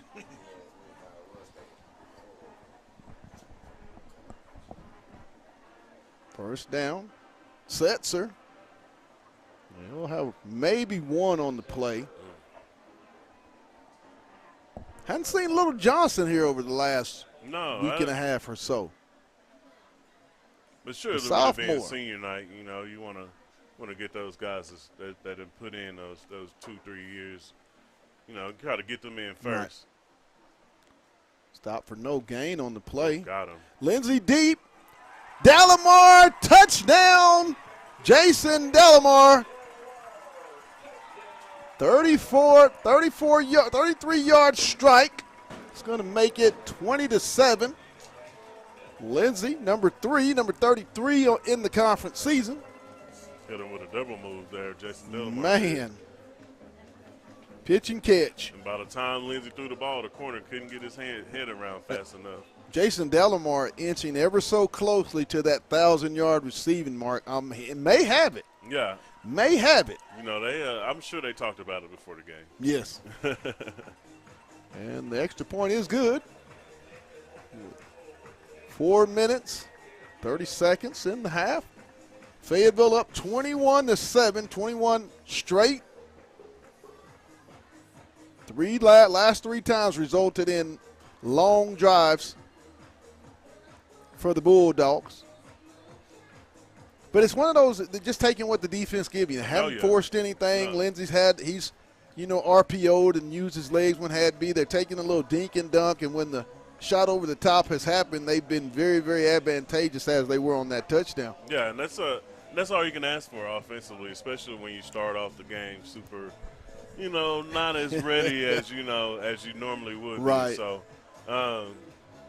But you know, you got to give credit to Har-ber too. They came in, they got it. They still in their game plan. They still trying to work and stay in the game. But you know, as you start out drives on this Fayetteville offense, you know, you can't do much of that. Tonight's broadcast is brought to you by our great sponsors of Bulldog football, Lindsay and Associates, with an office in Fayetteville, an office in Bentonville, and an office in Rogers. At Lindsay and Associates, we bring great neighbors together. It's brought to you by Fayetteville Glass. They're located at 1725 College Avenue. Family owned since 1947. That's Fayetteville Glass, not Auto Company, Inc. It's also brought to you by First Choice Protection Systems and Wright's Barbecue. As we resume play here, 1st and 10.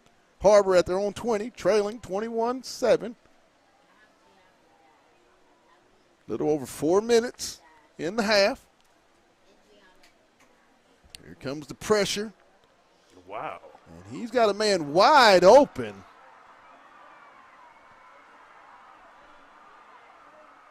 Touchdown. 80 yards. I don't even know, Pat. I don't have a clue. Eyes in the backfield. That's all you can say. Back there on the back end, eyes in the backfield get you every time.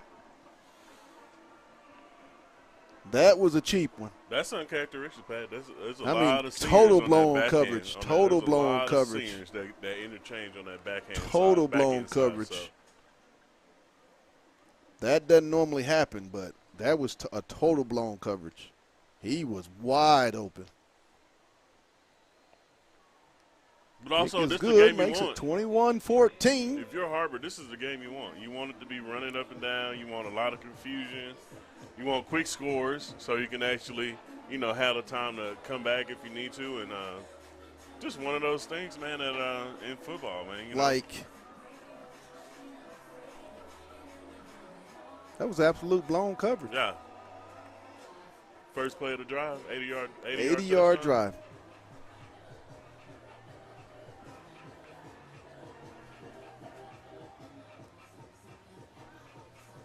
$21-7, 4 minutes and 18 seconds. That took all of what? 10 seconds to do?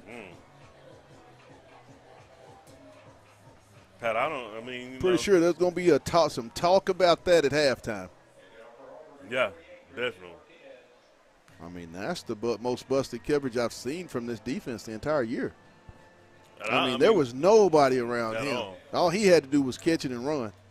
And and if you're Fayetteville, you have to be telling your special teams to just be ready for a fake. Eventually, they're gonna come out with one.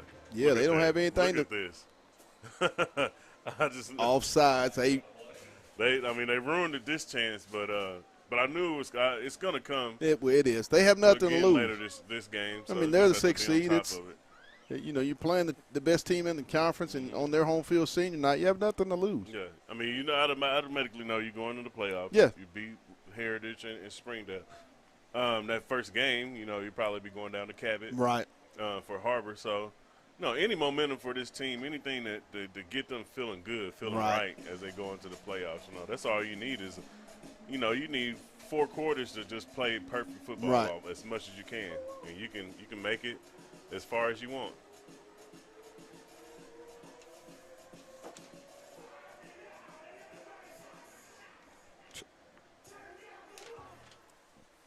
There's the kick. And then he kicks it out of bounds. Yeah. Fayetteville would get it, I believe, at the 35 or 40. What is it in high school? Is it 35 or at the 40? I think it's still a 35. Out of bounds. Yeah. 35-yard line. Dang. But, I mean, the refs. 20-7 Conway. But also, we got the refs out here asking the coaches where the ball should be spotted. I'm at a point now where we need some more refs. The refs are out asking here. Like, ask the coaches where the ball is to be spotted. Wow. Like it's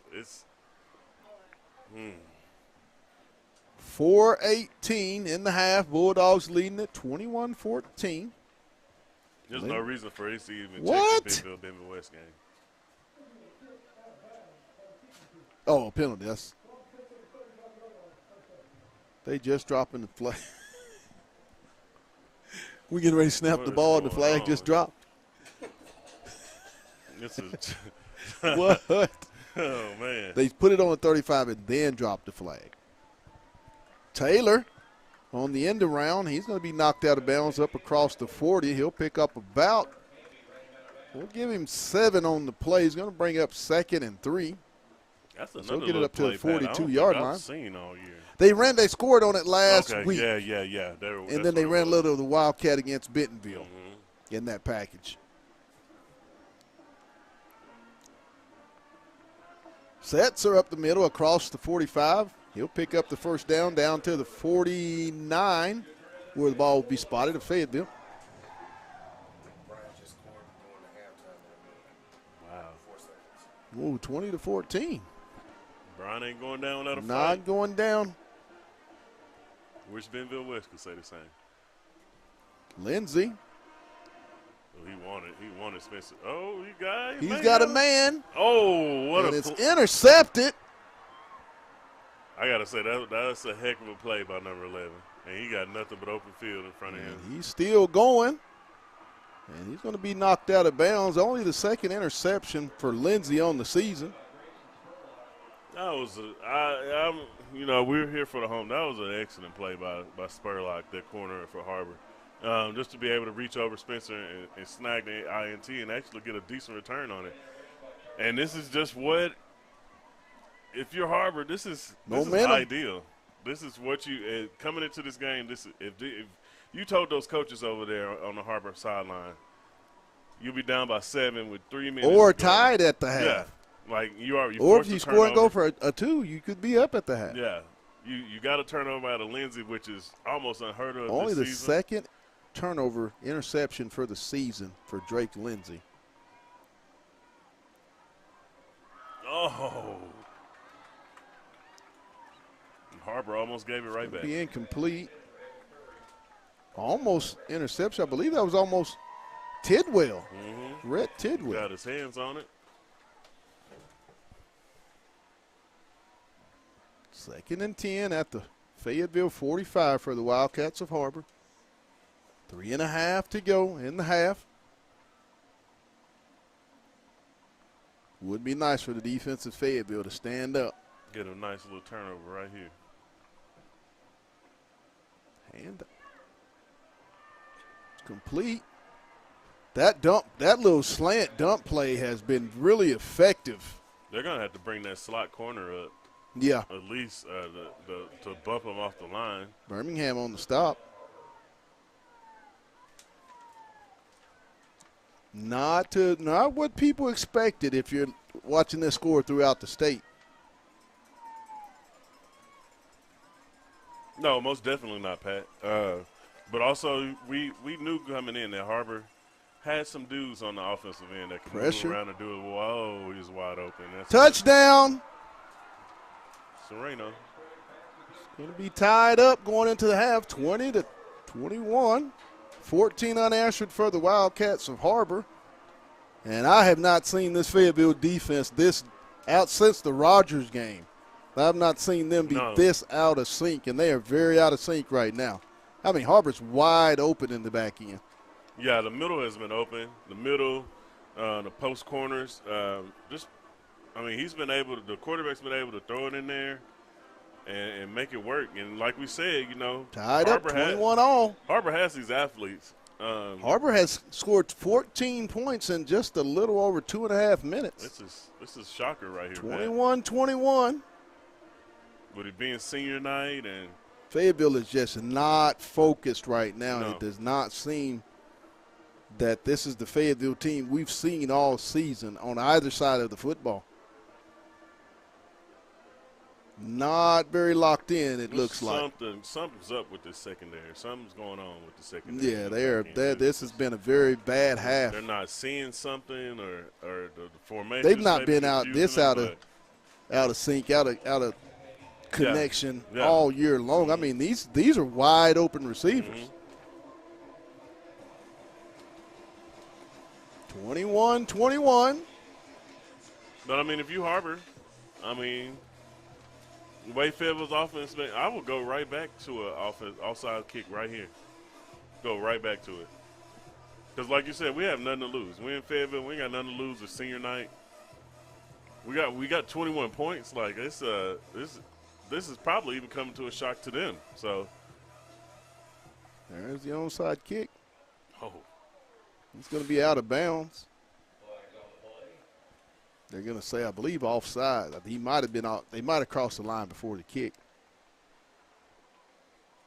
or it's just going to be ball out of bounds. Probably ball out of bounds. First down, Bulldogs. All tied up, 21-21.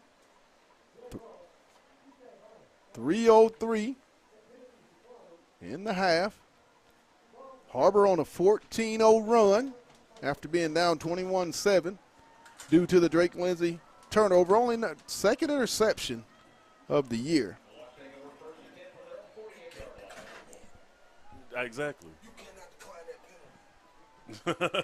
This is wild. Delamar. And he's going to pick up close to a first down.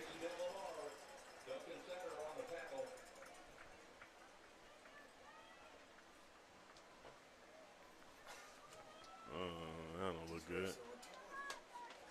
Delamar a little banged up.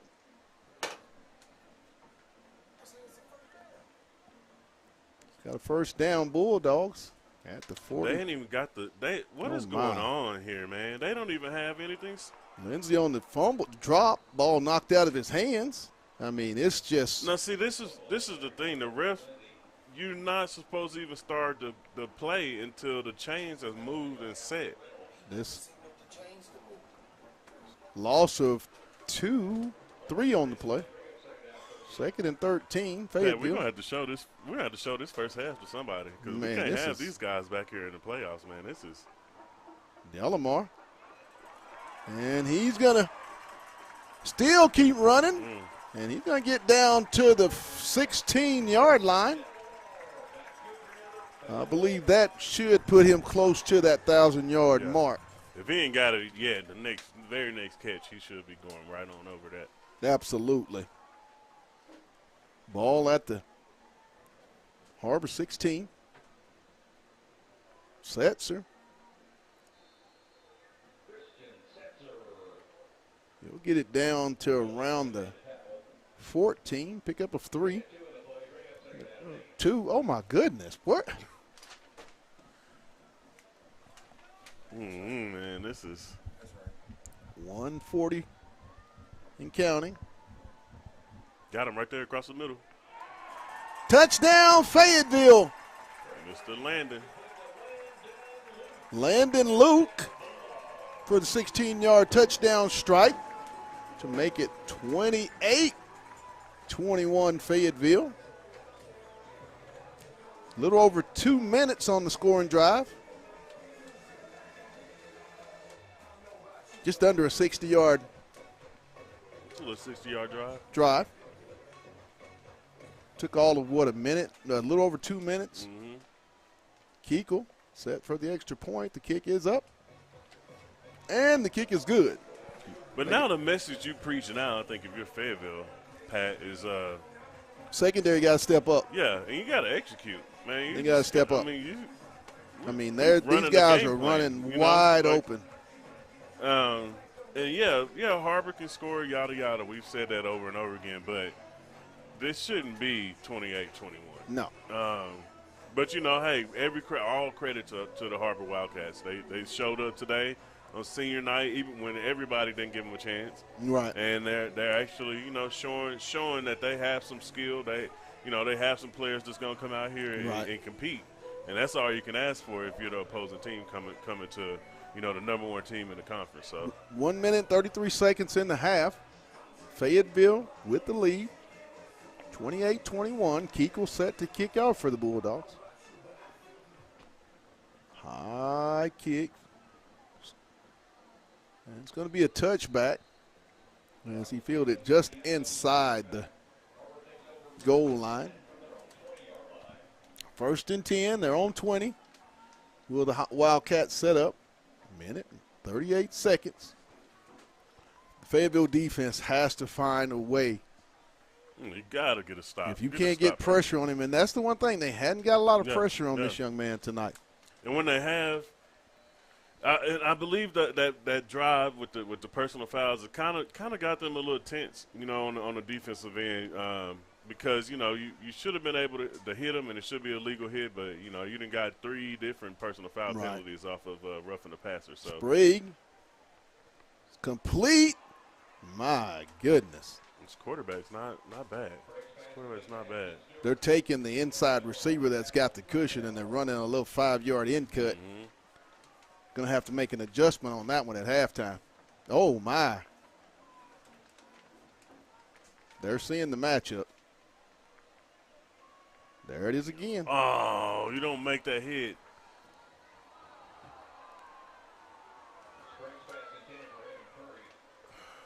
Oh, he is lucky. Taylor is lucky they didn't throw that flag on him. I think because he hit him with his shoulder pads, more of the shoulder pad. Had it been with the helmet, that would not have ended well. It's going to bring up a second down. We got a flag. I wonder where it's going. It's on Fayetteville, it looks like. This is, man.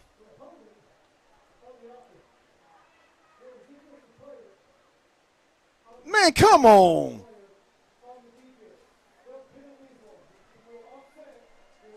Man, this is. Has Har-ber gotten a penalty without it being offset with Fayetteville? Not tonight. I mean, come on.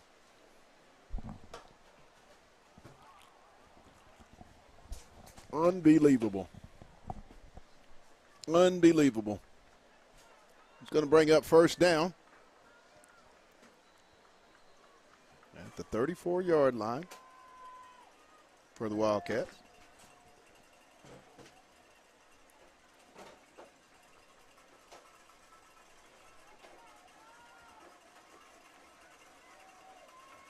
(28-21) Fayetteville. Sprague in the shotgun.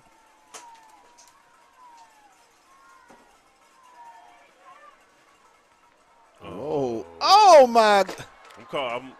Yes, it was. It was. This is just. I mean, this first half performance defensively. Wow. Mm-hmm.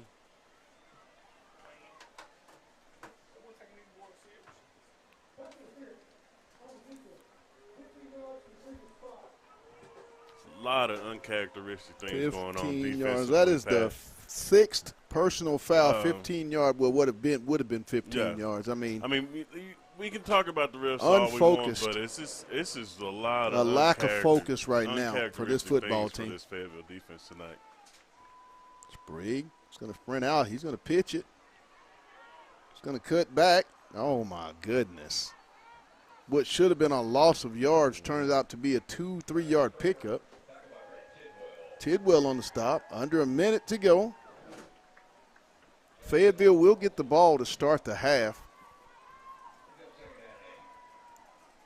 What is he doing? What is the safety doing right Sprague. here? What is?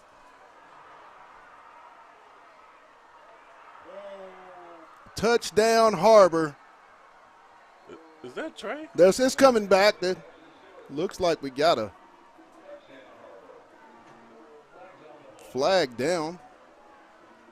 Finally, the very first penalty on Har-ber. That's just they better figure it out at halftime on that back end. But it's just, these guys were running absolutely scot-free. I mean, these senior corners slant routes all night long. It is just, I'm just not entirely sure on what's going on. Going to get a holding on the Wildcats. That's going to bring it back with what would have been a 48-yard touchdown pass. I mean, Fayetteville need to get out of this half as soon as possible. And honestly, the way the corners are playing, no more man-to-man the rest of this half until you go into the locker room. Seems like their eyes are in the backfield. It's trying to find the ball, but not a very good defensive effort. I'm pulling my safeties back, and they just need to cover both their halves of the field. Other than that, I'm not doing screenplay. Oh, my. Oh! Isaiah Taylor on the tackle. Pearson on the tackle. Where are the medical staff? Somebody come out here and help the boy. Who? Trey just got hit. He definitely got popped. Trey Lyles, where's he at? No, Trey Serrano for Har-ber. Oh, he's over there. Yeah. If we got any former Ball Bulldogs at the 45-yard on there, line. that's one of the former Bulldog players, Roy Seniors. That's his son actually playing for Har-ber, number 7. Just to throw it out there, I always like to throw out little nuggets here and there for old former Purple Dogs that got kids out here playing and carrying on the legacy. So.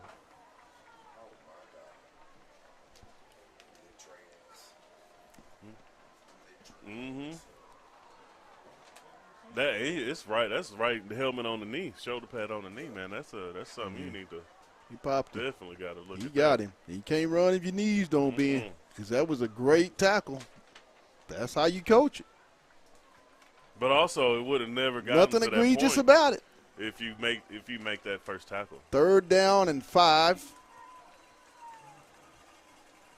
26 seconds in the half.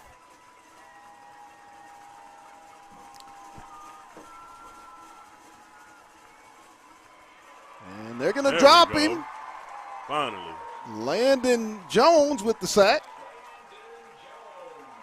Wait. Caden all right? Oh, no. Oh, no. Let's just hope it's just cramps. This is very, very big for this football team. Okay, that's not Caden Spencer. That's somebody else then. Who is that down?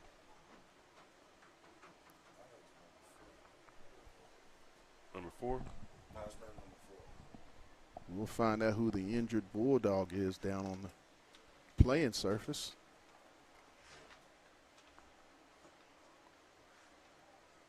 Let's look for what numbers we don't have in there.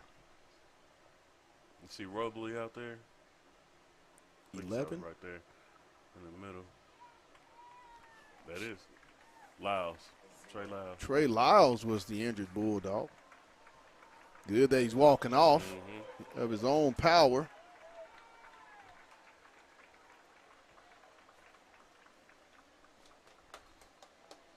He's going to have to take a play out, I believe.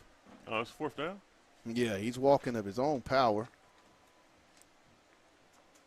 Might have been a cut block, I think.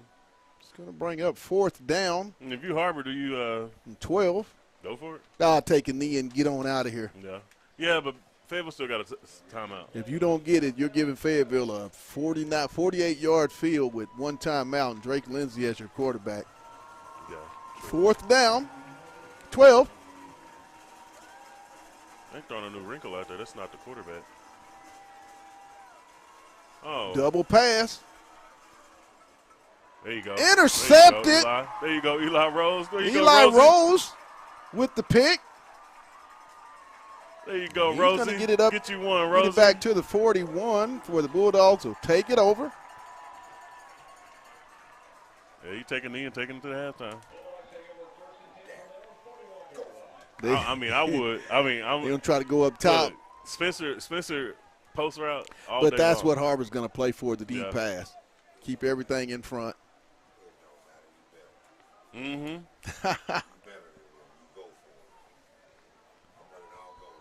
Oh, my. I wouldn't either. I would do the same. Hit number 12 right here with a double move. Setzer. He's at the cross down to the 39. Well, that's going to end the half with Fayetteville up 28-21.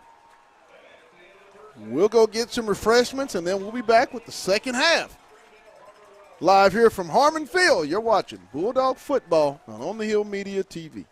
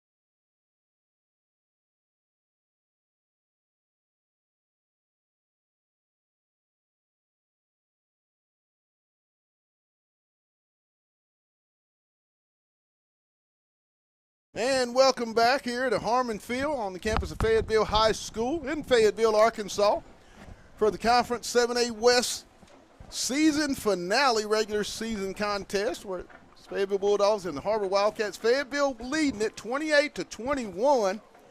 They will get the football, and I want to bring in my guy Aaron Rags. Just not the type of half on either side of the football that we've seen from this Fayetteville team. A lot of uncertainty, and they just didn't seem to have the mojo that we've seen. A lot of blown coverages, a lot of eyes in the backfield. We've made a little headway on Har-ber's running game, but the blown coverages is really hurt us on the defensive end on the back end side. So, we can get that cleaned up in the second half. I do feel like the offense is moving the ball as well as they've been all year long with the running game and Spencer and Delamar, and you had Landon out there with a touchdown pass catch, and Drake Lindsey throws his second interception of the season, his fifth of his career overall. 5 interceptions, and we're in game number 21. 21 starts with 5 interceptions in his high school career as a starting quarterback. Simply amazing. Yeah. Look for him he didn't have his normal rhythm going. Yeah, and like we said a few weeks when these games came, if it's Fayetteville, you want to establish this running game and get that going. But, you still got Lindsey who can pitch and catch. We had a couple drops here and there and a couple penalties to bring a couple things back. But we'll see what the second half brings us. Set to kick off. You good? Lyle's good. Will be a touchback. The Bulldogs will take over. Up 28-21. They will start at their own 20-yard line. And normally, Aaron, this is where Fayetteville really starts to get their initial momentum in the second half. Yeah. Is that first drive, they seem to always get points out of it. Let's see if this is going to be any different. I'll tell you, Pat, we haven't went back to Spencer much after that first pass play. But Har-ber's left it open, double moves on the corners. Like they've left it open for Fayetteville to take advantage. Lindsey in the shotgun. To give to Setzer, and that's going to be no gain. That DN came around that edge and was unblocked. Nobody touched him. You flipped the running play to run right at the dude that you didn't touch.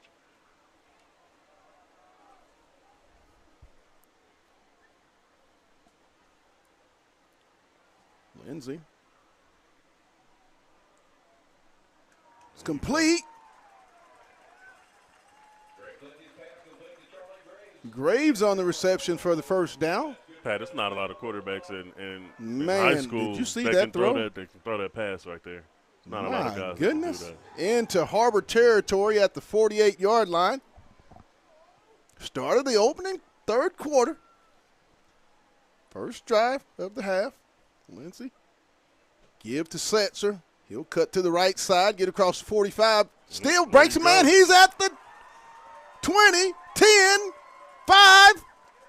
Oh, and he's going to be brought down at the 1-yard line. Christian Setzer, the senior. And I'm telling you, this young man has had himself a night. Well over 100 has to be over 100 yards rushing football. Especially after this last run, Pat. He's running with a lot of purpose. First and goal. Setzer. It's not going to get in.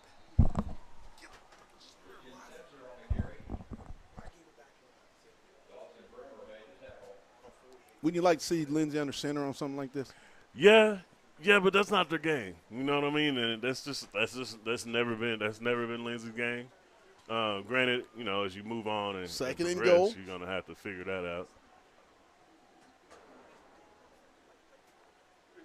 Got him right there.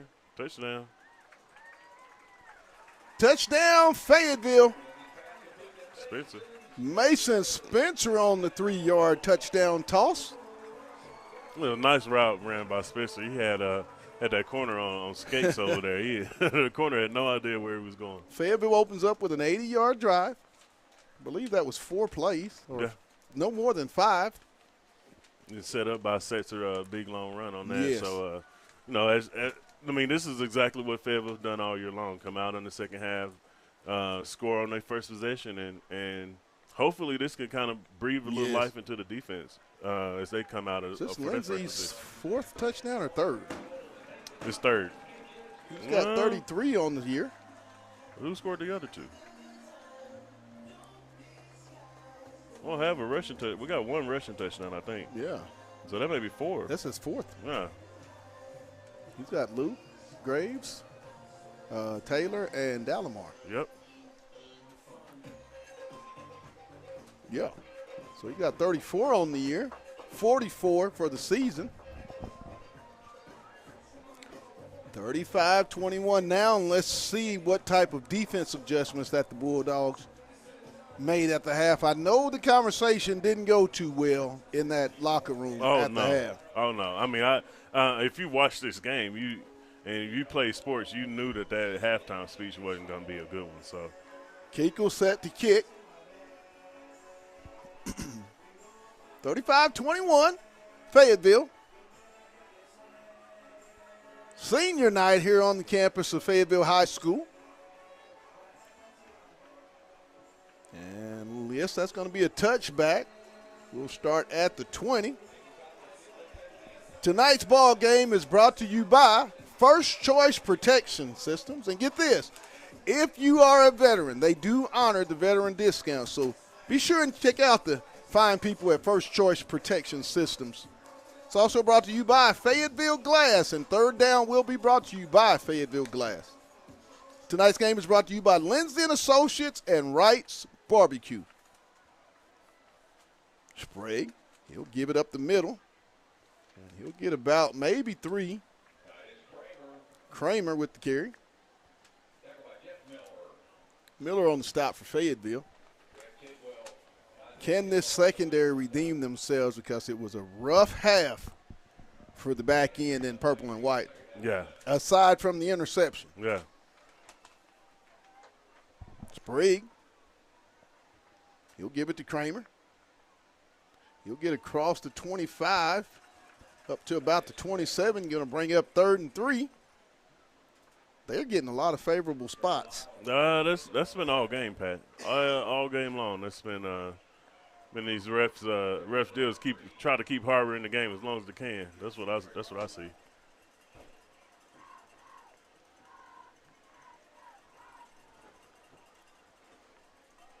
It's going to be incomplete. Oh my goodness! What? There got to be a holding.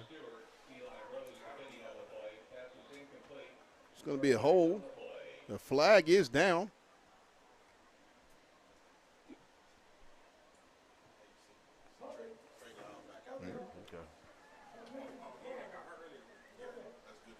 It's going to bring up a 4th down, as the Bulldogs will decline the penalty. Har-ber looks like they're going to go for it. Man. Surely not. Living on the edge. Yeah. Surely not.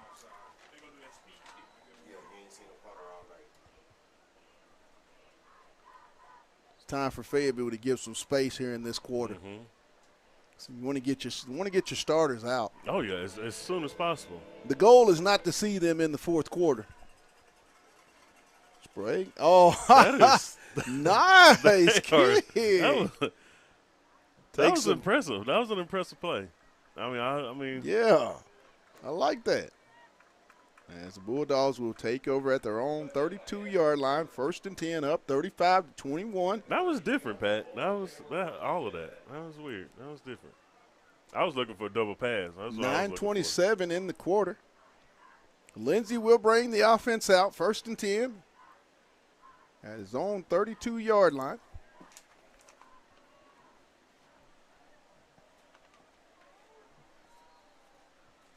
Setzer will be the single back.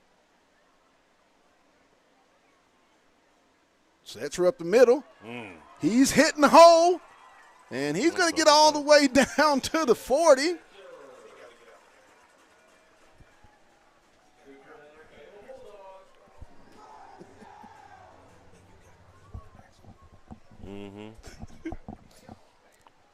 The senior is having himself a night. He may go for 200 yards. Flip over to Delamar, makes a man miss, and he's going to pick up about 8 on the play inside the 35 down to the 33-yard line, bring up 2nd and 2.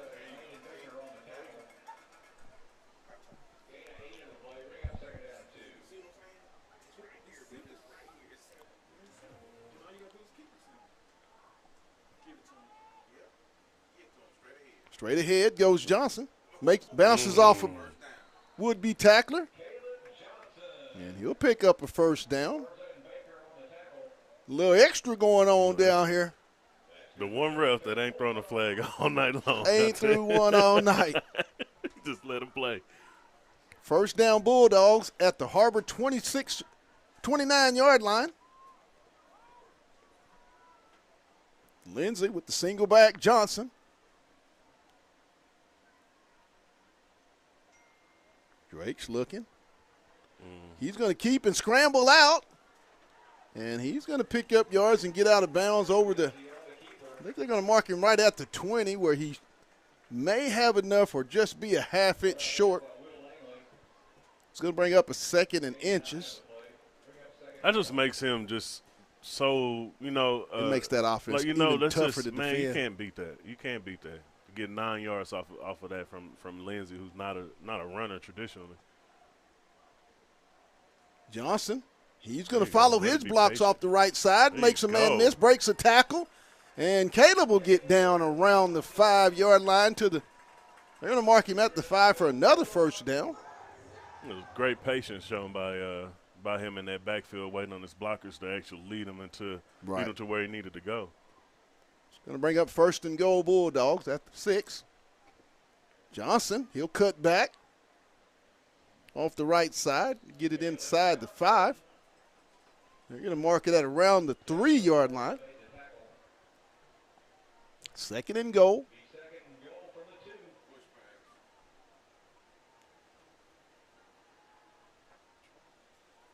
Big boy football. Mm-hmm. This where you get it right here. I mean, honestly, here I would bring in Omar, running right up the middle, right up behind that center and the guard. Yeah, is Big Omar in the game right now? No, I don't see him. Straight handoff. Right there, touchdown. Mm-hmm. Johnson for the touchdown. Mm-hmm. Yeah, he's having fun right now. Jay Wilkinson is having fun. Fayetteville and I talk about the adjustments. Really nice adjustments. I mean, they made a conscious effort, a real strong effort to try to push it downfield with the long pass. Okay. And they're going to mark it off, so Fayetteville will be kicking around the 40 or the 45 when we go on to special teams. Keekle set to attempt the extra point for the Bulldogs. 41-21. Fayetteville has scored 21 unanswered points since being tied at 21-21. And that's just what they do, Aaron. I mean, they're very explosive. Well, that's 2 touchdowns in less than 5 minutes in this second half. So, like we said, they get the ball at halftime, and they normally are on go, all green lights everywhere. So, the defense is, got that first stop on that initial Wildcat possession, but it's really going to be all about how much did the coach just drill into this defense that they need to step up, because that's about the only part of this game tonight. Third quarter, 31-26, Bryant over Conway. What are some other scores? Didn't we Alma, Farmington, PA, Greenwood? A lot's going on this week. It's going to be a lot of playoff implications. We will know by midnight tonight. Who's doing what? Who's doing what? Who's going where? Who's not going? So you're either going to be playing or in the off season after tonight. Fayetteville will kick off from the 45 of Heritage. Let's just go ahead and say touchback. Oh, wow. And they're going to onside kick it. Fayetteville may have gotten it. Illegal touching. Well, we know who already locked up the second seed behind Fayetteville in the conference. How bad is it? It's 49-20. Ooh, wee. We got a minute left in the third quarter. Ooh. Man.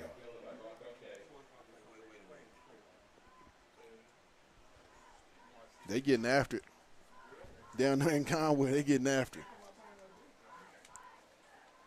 It's going to be a penalty on the Bulldogs. Touching it too soon, I believe. Yeah.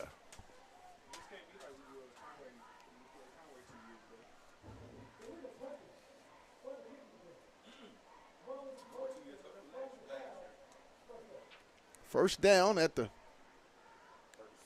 36 for the Wildcats of Har-ber. Sprague will be in the shotgun with the single back.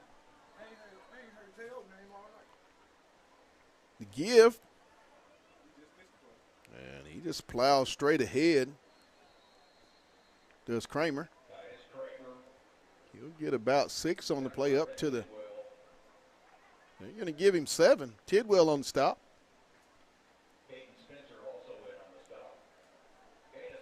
Oh, they'll give him. I don't know how true the score is, but it looks like Shiloh beat Alma 57-21 already. Ooh-wee. And it looks like Farmington's down by 6. Oh, and he swarmed by a host of Look at Bulldogs. Big Oliver in that middle. Did you say Big J.O.? Somebody been calling for him here in the press box, and when you say J.O., he will arrive. Big 99, I'm telling you, there's not a better guy to put his hand down when he's ready. At all. This kid has all the makings of being a major college football player. Brings up 3rd down and 6. Got him with the offsides. He didn't go over. No.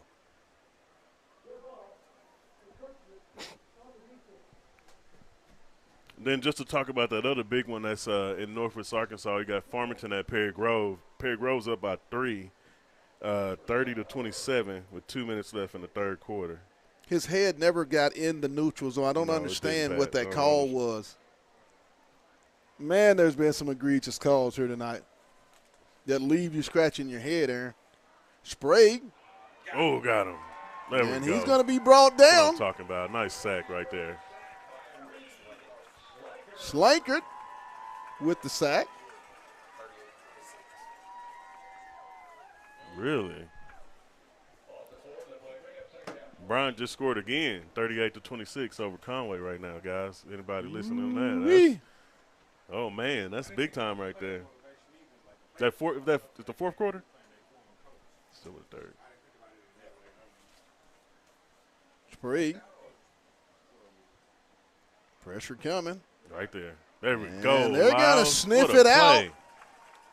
That's a hell of a loss that's of a yards. great play by the defensive end, Pat. Be able to stop in the track.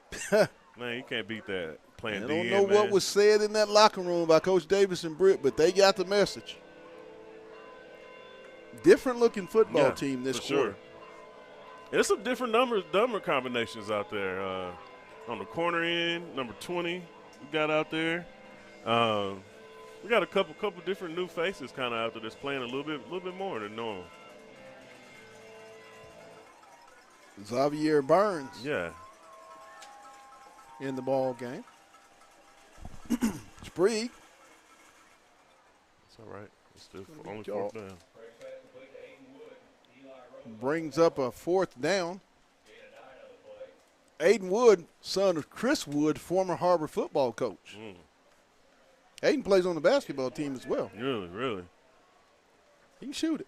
Yeah, Chris Wood was a long-time Har-ber coach. He started the whole process at Har-ber, man. And yes, he did. Got to win a title. Still working in administration. Still with the school district. Yeah. In That's athletic administration. Brings up 4th down and about 8. Sprague, here comes the pressure, and he's going to be. It's a flag. That's a flag or a fumble. It's one of the two. Spencer with the sack. He gets up slow. He's taking a pound. Yeah. Well, that's intentional grounding, Pat. It's going to be Fayetteville football. It is, isn't it? Yeah, that's 15-yard penalty. Yeah, and nobody's called anything. you got to take that penalty. Yeah. Or you got to – no, it's not take the penalty. You, as a ref, you have to throw that flag.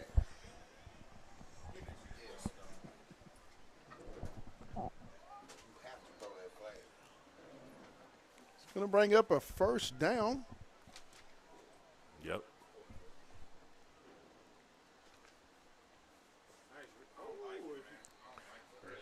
Setzer. Run the ball. There's a lot of little. I understand being patient, Pat, but there's times where you got to be able to move them feet and move. Gain of 1, 2nd and 9. You don't gain yards going east and west. At the Har-ber 47-yard line, Bulldogs up 42-21. Lindsey in the shotgun. He's got time.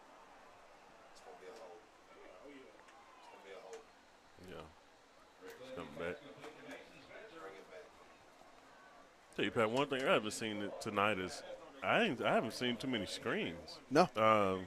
Granted, we've been able to run the ball with Setzer, and Johnson came in and got us a touchdown, but we haven't seen much tunnel screens, a halfback screen, or anything, just to kind of offset this the speed on this Har-ber front line.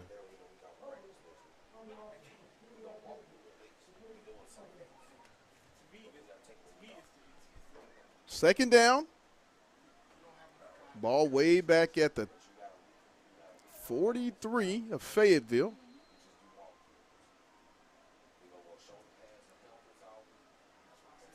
There's a reverse. Spencer. He'll get up the sideline, and he's going to be knocked out of bounds up close to the first down, up around the 42. Well, nice little reverse play for Spencer right there. Got a nice Got a block chunk of that back to make it third down. Got and a nice block manageable, third and short, third and about 4, or a long 3.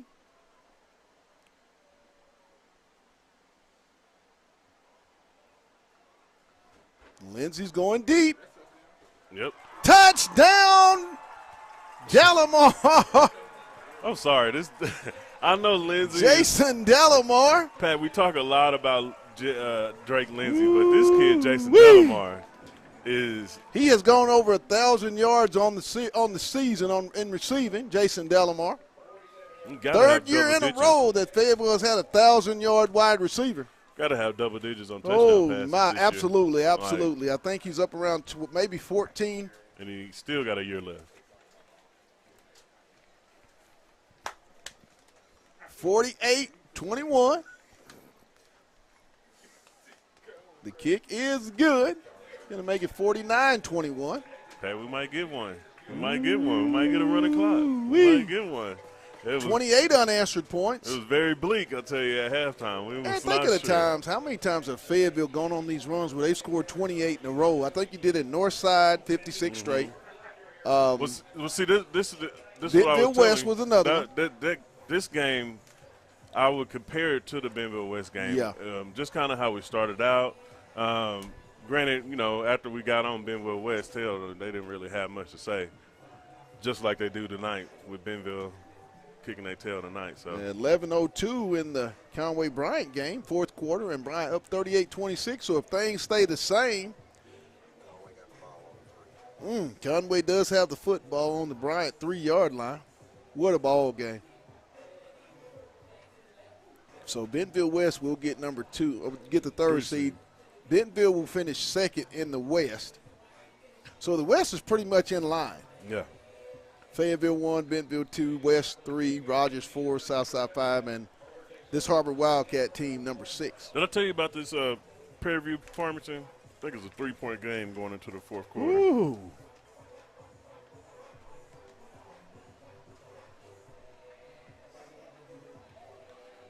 Oh, actually, Farmington got the lead. Farmington's up 33-30 over Perry Grove with 11 minutes left in the if they win that game, they could get a share of the conference championship. Who they share with? I believe Alma. Alma. It's weird out. It's looking like Shiloh's going to finish third in the conference, but they're ranked higher in the state. Yeah, Shiloh just went down and put the works on Alma. Man, Har-ber running a little tempo. 2nd and 4 at the 26.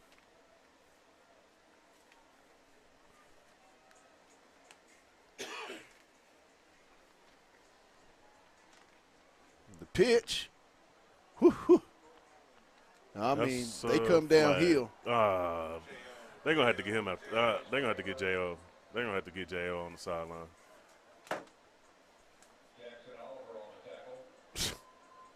Let him play football. Let him play football. Yeah, but he was well out of bounds on that. And the way this has been going for Fayetteville and personal fouls, might be offsetting. It could be. With the way they've been going yeah. tonight. Seems like those altercations have gone, offsetting. But while we wait, want everybody to know, thank our title sponsors that make this broadcast available and able each and every week. First of all, Lindsay & Associates, First Choice Protection Systems, Fayetteville Glass, and Wright's Barbecue. I want to thank those proud sponsors for making this possible each and every Friday, that we can bring you some good football, Bulldog style. Let's see what we got going on. Man, they've done a lot of talking tonight, has the officials. I mean, what's going on? What's going on? Boy. Yeah, that's. He's on the sideline. Yeah.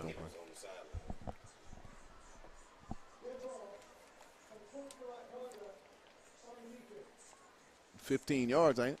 Mm-hmm.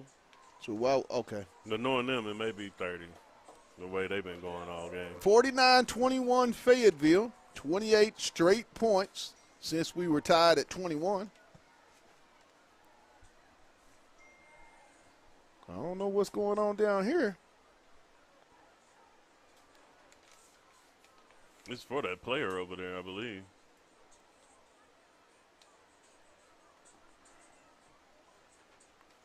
What we got?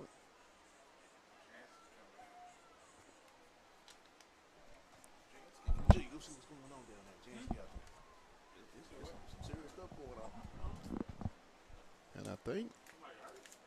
Yeah, over here on the Har-ber sideline. Far sideline. Coach Dick is going across. Oh, no. Huh? Got a cart making its way over on the sideline.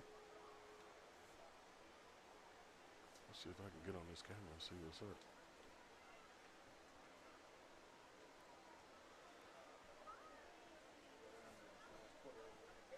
I mean, it looks very serious over there. I'm trying to see who it is. I mean, it looks real serious.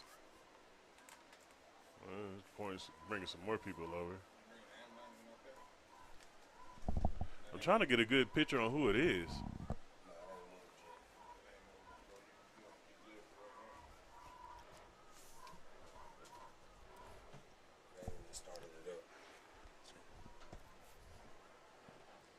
We'll get it as soon. We'll get you information on the It looked like a coach. injured. It looked like an administrator or somebody. It don't look like it was a player. Oh, my. An older gentleman. Oh, my. It looks like a coach, actually. I can't. Yeah.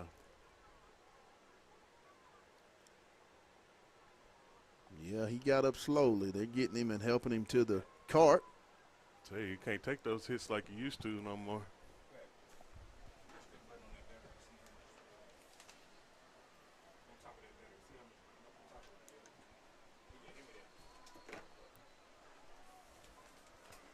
An administrator. Our prayers are with the gentleman. Hope everything's okay. Sometimes you get caught in the crossfire. Mm-hmm.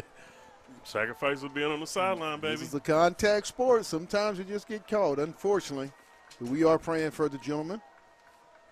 Back to resume following the personal foul by the Fayetteville Bulldogs. That'll put the ball at the Har-ber 41-yard line where the Wildcats will have it.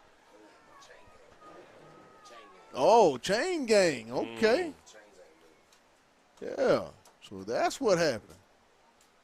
He got hurt doing the job. Got hurt on the job. Does he have, hey, Fayetteville, y'all got insurance? Y'all got insurance?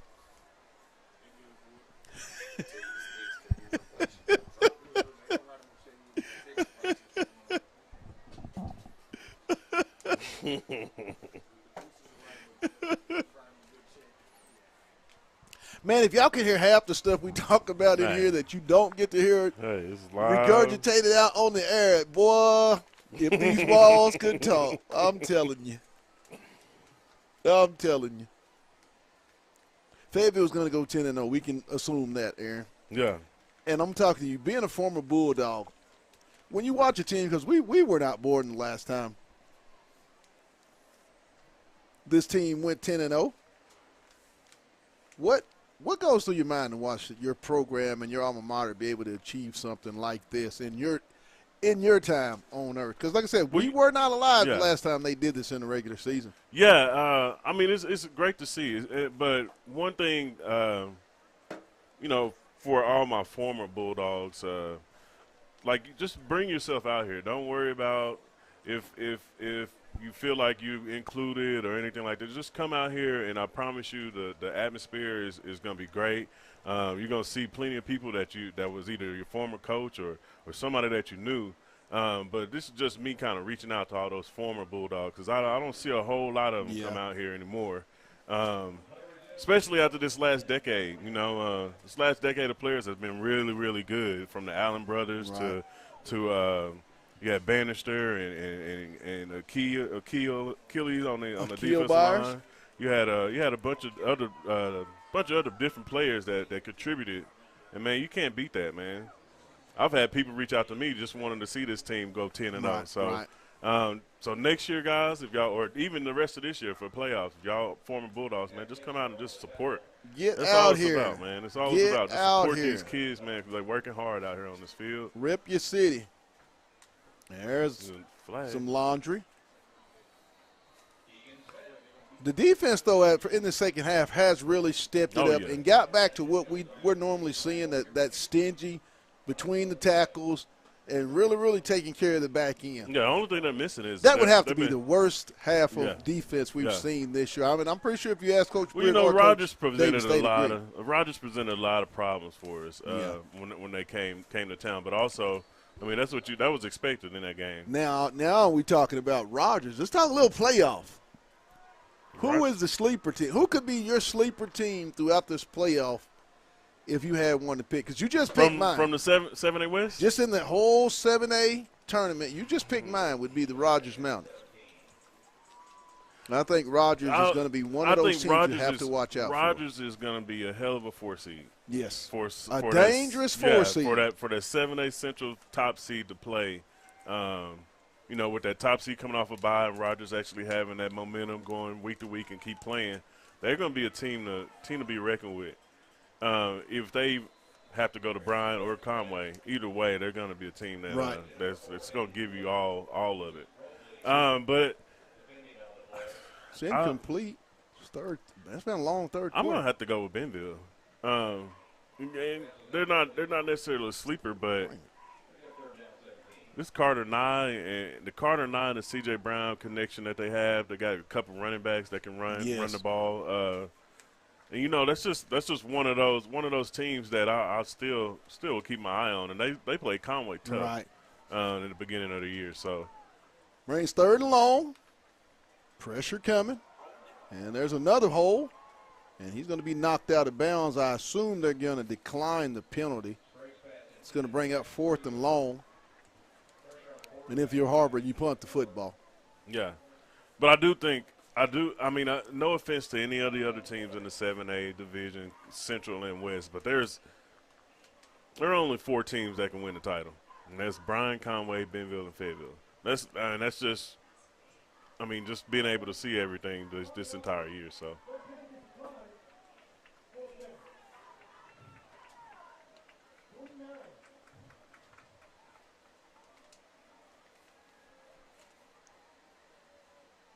Going to bring up 4th down. They can't be going for it. I mean, I guess that can't happen. Oh, my goodness. 4th and about 16 on the play.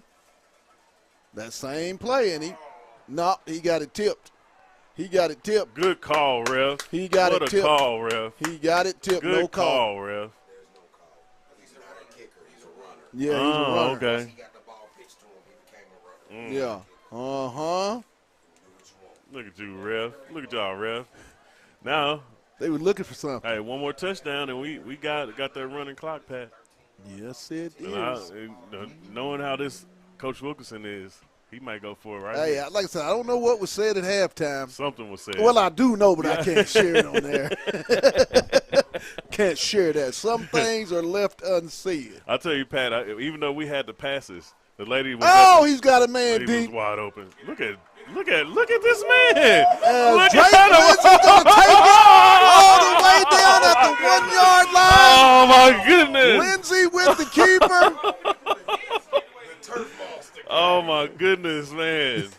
Y'all don't even know how excited that made us see Lindsey running straight up the middle. And he pulled a Daniel Jones on us. Hey, he may have a 100-yard night tonight. He may go for 100 yards. That just happened. Daniel Jones all the way down. Hey, I'm pulling this. This is my touchdown. Goal. I'm pulling this. Yeah, I'm finish not it. giving it to him. I'm pulling it. There's the flip Touchdown. pass. Touchdown, Fayetteville. There's the running clock. Christian Setzer with the 3-yard toss. Touchdown pass. Number 5. Woo. Think about it.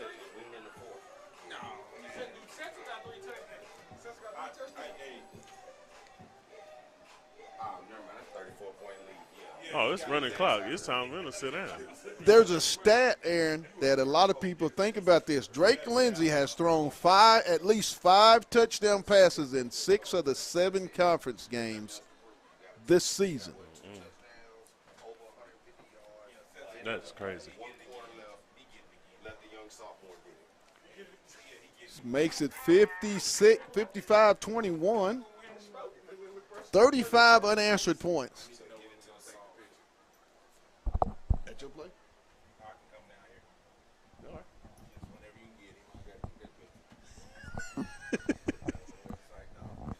The great teams make adjustments. Great coaching staff. Like I said, I don't know what was said, but it had a strong message. Yeah. And you got to credit the senior class. They were able to go in and identify things went right and get the ship back going right. And as a result, 56-21. Hey, you can't beat that.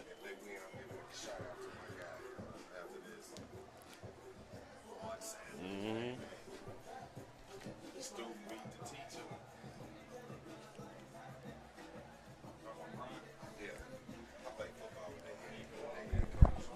We're going back. It's going down. Oh, we going. What? Who? Oh, no. Fayetteville shouldn't. I mean. Oh, yeah. Southside. Going down. It's like, going down. Like Pat said, let me not. It's going down. Yeah. That looks like it's going to be Southside versus North Little Rock, I think. Kiko, and the ball will be touched back. Southside. I'm picking Southside over North Little Rock. Yeah. Tucker gonna My go down general there and run for take like is that 300 Southside yards. will be here at Fayetteville High 2 weeks from tonight in the state quarterfinal matchup. We'll see Tucker and Gregory one more time. York. Garrett York. Yeah. Yeah, but North Little Rock don't either. I mean, not. I mean, that's what it was. It was the offense. Officially on a running clock here with a minute, just a minute, under a minute and a half in the quarter. And Fayetteville's going to get their starters out of the game, which is what you do. Senior night. This is ideal for senior night. You get your seniors out, get your starters Lyle's out. having a cramp.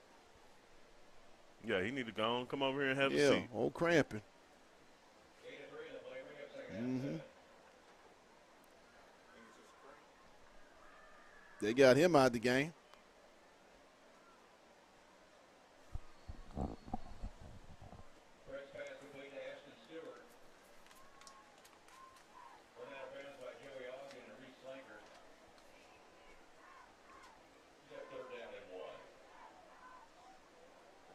3rd and 1.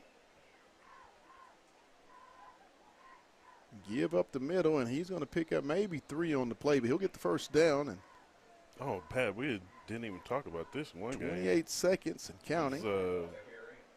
We got Walker White, the Little Rock Christian quarterback, going to Auburn. They're down in Greenwood playing against Kane Archer. How's that going? I don't need to check. I'm about to check and see what they got going on over here. Ooh-wee. It is 56-39, Greenwood. Whoa. In the 3rd quarter. It looks like it's 40-something. I think Bryant just scored again. I think it might be 44-26. Hornets. I'll tell you, Pat, like you said, I want Conway. It's going down. It's going down. Last year. It's going down. I know these guys got to want Conway. They will be back. If this happens, Conway could make their 4th trip in the last 3 years to Fayetteville's Harmon Field. It's going down. 45-33. 4:05. That looks like that's going to be Bryant. But like you said, no defense going on. The Bulldogs put the clamps on here in the second half. This would be one of the lowest totals in conference play that Har-ber would have put up if they leave this at 21. I mean, they're putting up the 50 pieces. 34-30. Whoa. Farmington up at Pear Grove. They're getting at it. 2 minutes left. And Farmington just 34-30. Farmington, 2:30 left, and Farmington just former punted Bulldog it to, J.R. Pear Grove. Eldridge, former Fayetteville alum. Here comes the heat. Intercept. Oh! Whoa. He had it in his hands.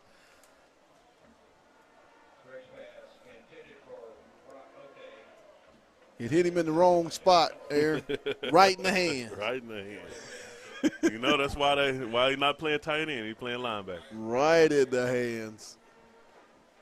And man, I hate to go back and talk about this game, but for the city of Bentonville, for Bentonville West especially, this was a big time game for them to kind of clinch that second spot and to go out and you're getting blasted 56-28.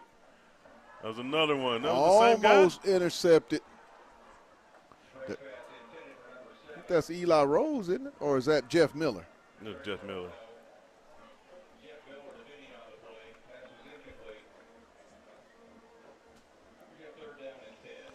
What do you see the differences going into the playoffs with this Fayetteville team as opposed to last year's Fayetteville team? Because basically a lot of the same players. I mean, where do you see the differences for Fayetteville? Spencer Bros, or Spencer Brothers yes. especially. Yes. Caden Spencer has elevated this defensive line all year long. And he's actually opening it up for other guys to make plays, like Trey Lyles. You got Big J.O. in the middle. And also he cleans up a lot, so if he do miss something, you had Jansky in the back, you got Miller, you got a couple other guys that can come up and make a few tackles. That's my main thing. My main thing, and we can't really judge it off today, but they've been super disciplined this entire year. Yes, they have. Yes, there was a stretch last year of games, 3 or 4 games, where it was 3 or 4 personal foul penalties or sportsmanlike conduct penalties that lost them games. That just lost them games for sure. So they've been able to cut down on that and actually just play football. Right. And it's been working wonders for them. Second down. The pitch. And he'll get knocked out of bounds. He'll get close to the first down marker. Kramer. And as the clock is just going to tick away, Fayetteville will finish out the regular season at 10-0. 7-0 in conference. That's their second conference title here in the last 3 years. Get this. Fayetteville over the last 3 years, 2 conference losses. Since Jay Wilkinson has taken over. Yeah. They made the changes at coordinators. 2 conference losses. Only 7 losses. By 3 points. Yes. 2 conference losses by 3 points. Yes.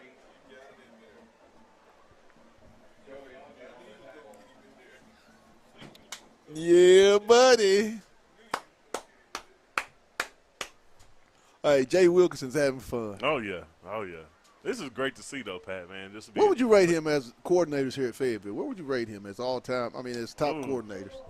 Blankenship had some things going. Yeah, he did. Patton was a good Patton could do it. Patton, oh, my goodness. Another penalty. What happened?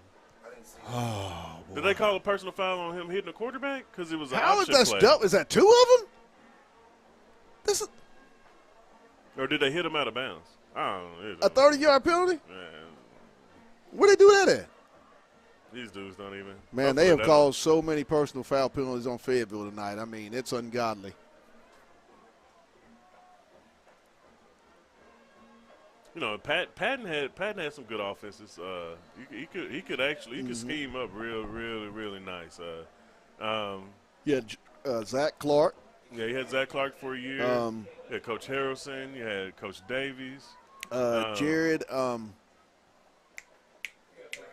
McBride was the OC here for a season or two. Where is McBride at now? Wasn't he the coach at Lake Hamilton? I think that's right. I think so. And they got a decent squad down there, too. Yeah.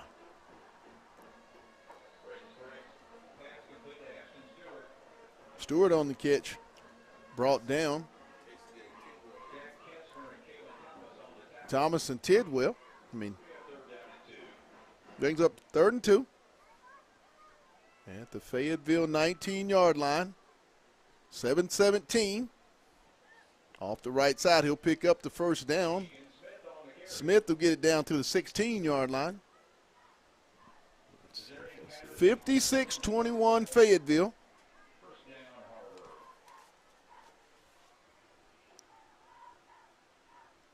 It looks like we got a turnover by Bryant. Set up to score again. Yikes. No, that's Conway. Conway in the blue. Oh.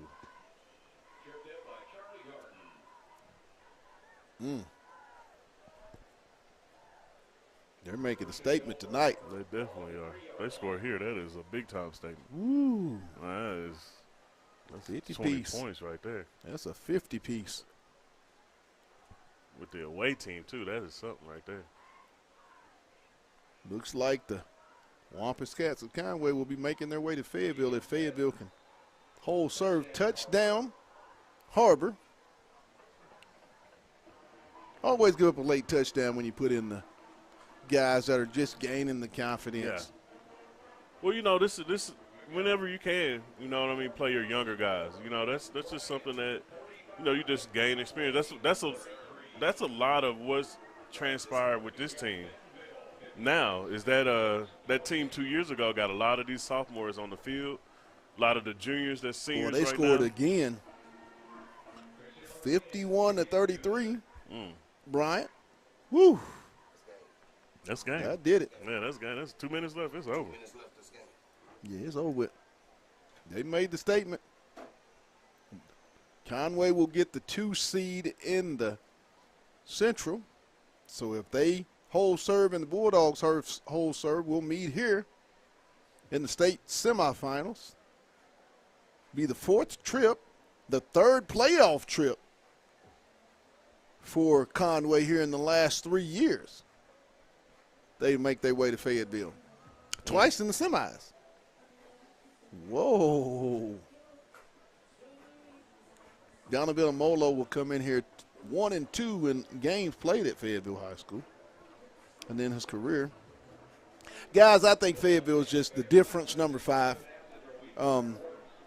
Having number 5 as your quarterback changes things drastically. Yeah, yeah. And if you can keep him healthy and on the field, you're going to have a chance each and every Friday night, because it's going to come down to, in the playoffs, in my opinion, quarterbacks are going to have to make some throws that other quarterbacks in that same situation may not be able to make. And I think Lindsey's one of those guys that when he gets put in that situation, I think he's going to play. And secondly, I don't think this Fayetteville football team has played its best football.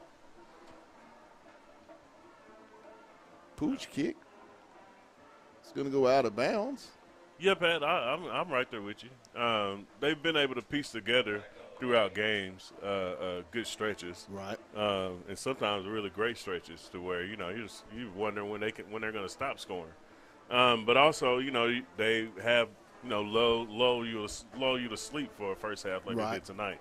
So it's just about just being more focused. And practice makes perfect. You know what I mean? A lot of these habits that I've saw tonight come from what you're doing Monday through Thursday.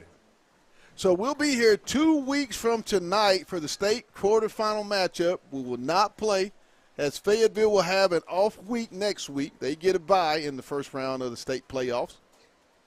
And then they will take on what I assume in my own personal, when I look at the bracket, the Southside Rebels. I'm going to pick Southside to get to the quarterfinal round with the vaunted running game that they have, and then they'll have to come in here. It's not easy, They live by the saying, keep Harmon dangerous. Yeah.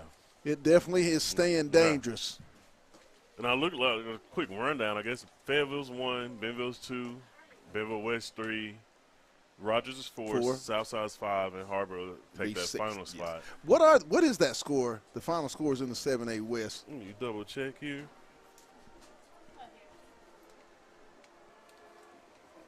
Holzhauser's the quarterback. And a busted play. He's going to keep it, and he's just going to slide down.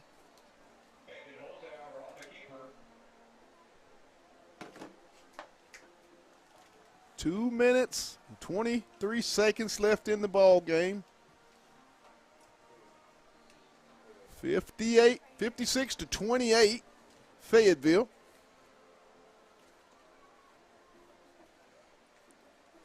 As they just came out in very workmanlike effort in the second half, showed the maturity and experience of this football team, and just took control from the opening drive of the third quarter when they went 80. Yeah. It was all Fayetteville after that. Yeah, it looks like we got a 49-35 Southside over Springdale. And then we got a 35-0 with Rogers over. Well, that may be a different score for that. Rogers is at Heritage. Yep. And I promise you, it's probably worse than. He got that first down. He did? I think he.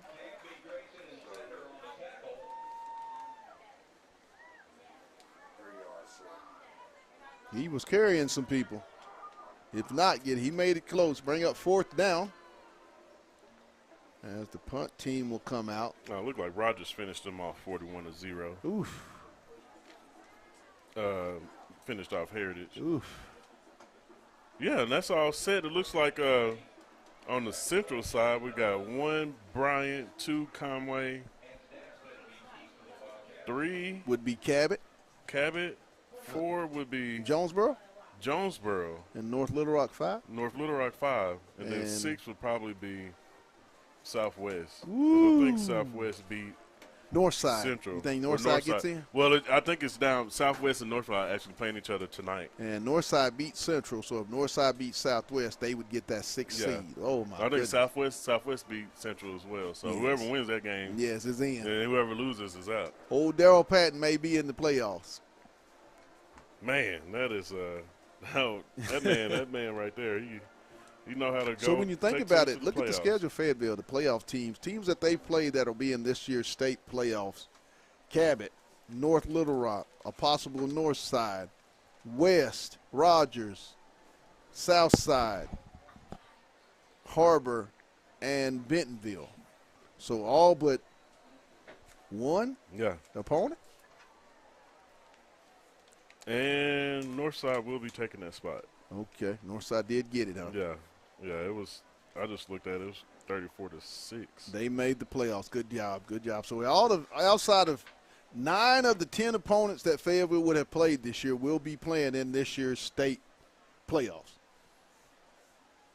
That makes you better. Uh-oh. That stuff makes you better, Aaron. That's a good response by Fayetteville coming out in this second half. Hey, that's all you can ask for. And we want to give a shout out for this season's sponsors for this year's broadcast. Our title sponsors first, Lindsay and Associates, with an office location in Fayetteville, an office location also too in Rogers, and their newest location in Bentonville. That's Lindsay and Associates. We bring great neighbors together.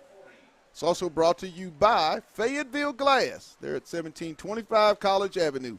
Family owned since 1947. It's Fayetteville Auto, not Fayetteville Glass, not Auto Company. I'm so sorry. And if you're looking for good protection systems, security systems, First Choice Protection Systems, check them out. And get this, if you're a veteran, been in the Army or whatnot, they honor veteran discounts. So make sure you get a hold of First Choice Protection Systems. And finally, Wright's Barbecue. I want to thank those guys. Jordan and those guys go down and get some great barbecue. But that's going to do it here at Harmon Field tonight. The final score, Fayetteville 58 and the Har-ber Wildcats 28. Fayetteville finishes 10-0, undefeated in the 7A conference. Only the second team to go regular season 10-0 last time, 1957 here at Fayetteville High School. So congratulations to Coach Casey Dick stat, Pat. and that staff and the Fayetteville Bulldogs. Now we will be off next week as the Dogs have an off week, but we will be here at Harmon Field for the state quarterfinals. 7 o'clock. We will be on there, Aaron and myself, at 6:55. All right? But, hey, I'm going down to celebrate. Dogs celebrate with dogs. The final score. Dog Bones? Fayetteville. Oh. We forgot. Dog Bones. We're going to give it Senior Dog Bones. Senior Dog Bones. Everybody, all the seniors. All the seniors on offense. All the seniors. And all the seniors on defense. Yep. We're going to do it that way. Or we'll come up with it. Let's think about it overnight. But for my analyst and my camera guy does a hell of a job, and he's going to be here for a while. You'll see him in basketball as well. Aaron Ragland, my spotter, another former Dog, and my little brother, Andre Thompson, from my ground crew, Matthew and Jackson and Demetrius. Hey, we love you guys, and we'll be back in 2 weeks. But tonight, it's time to go celebrate with them Dogs. Yes, sir. You've been watching Bulldog football on the Hill Media TV. Final score, Fayetteville 58 and the Har-ber Wildcats 28. You guys take care, be blessed, and you know what I say. Let's get it. Let's get it. Good night, everybody.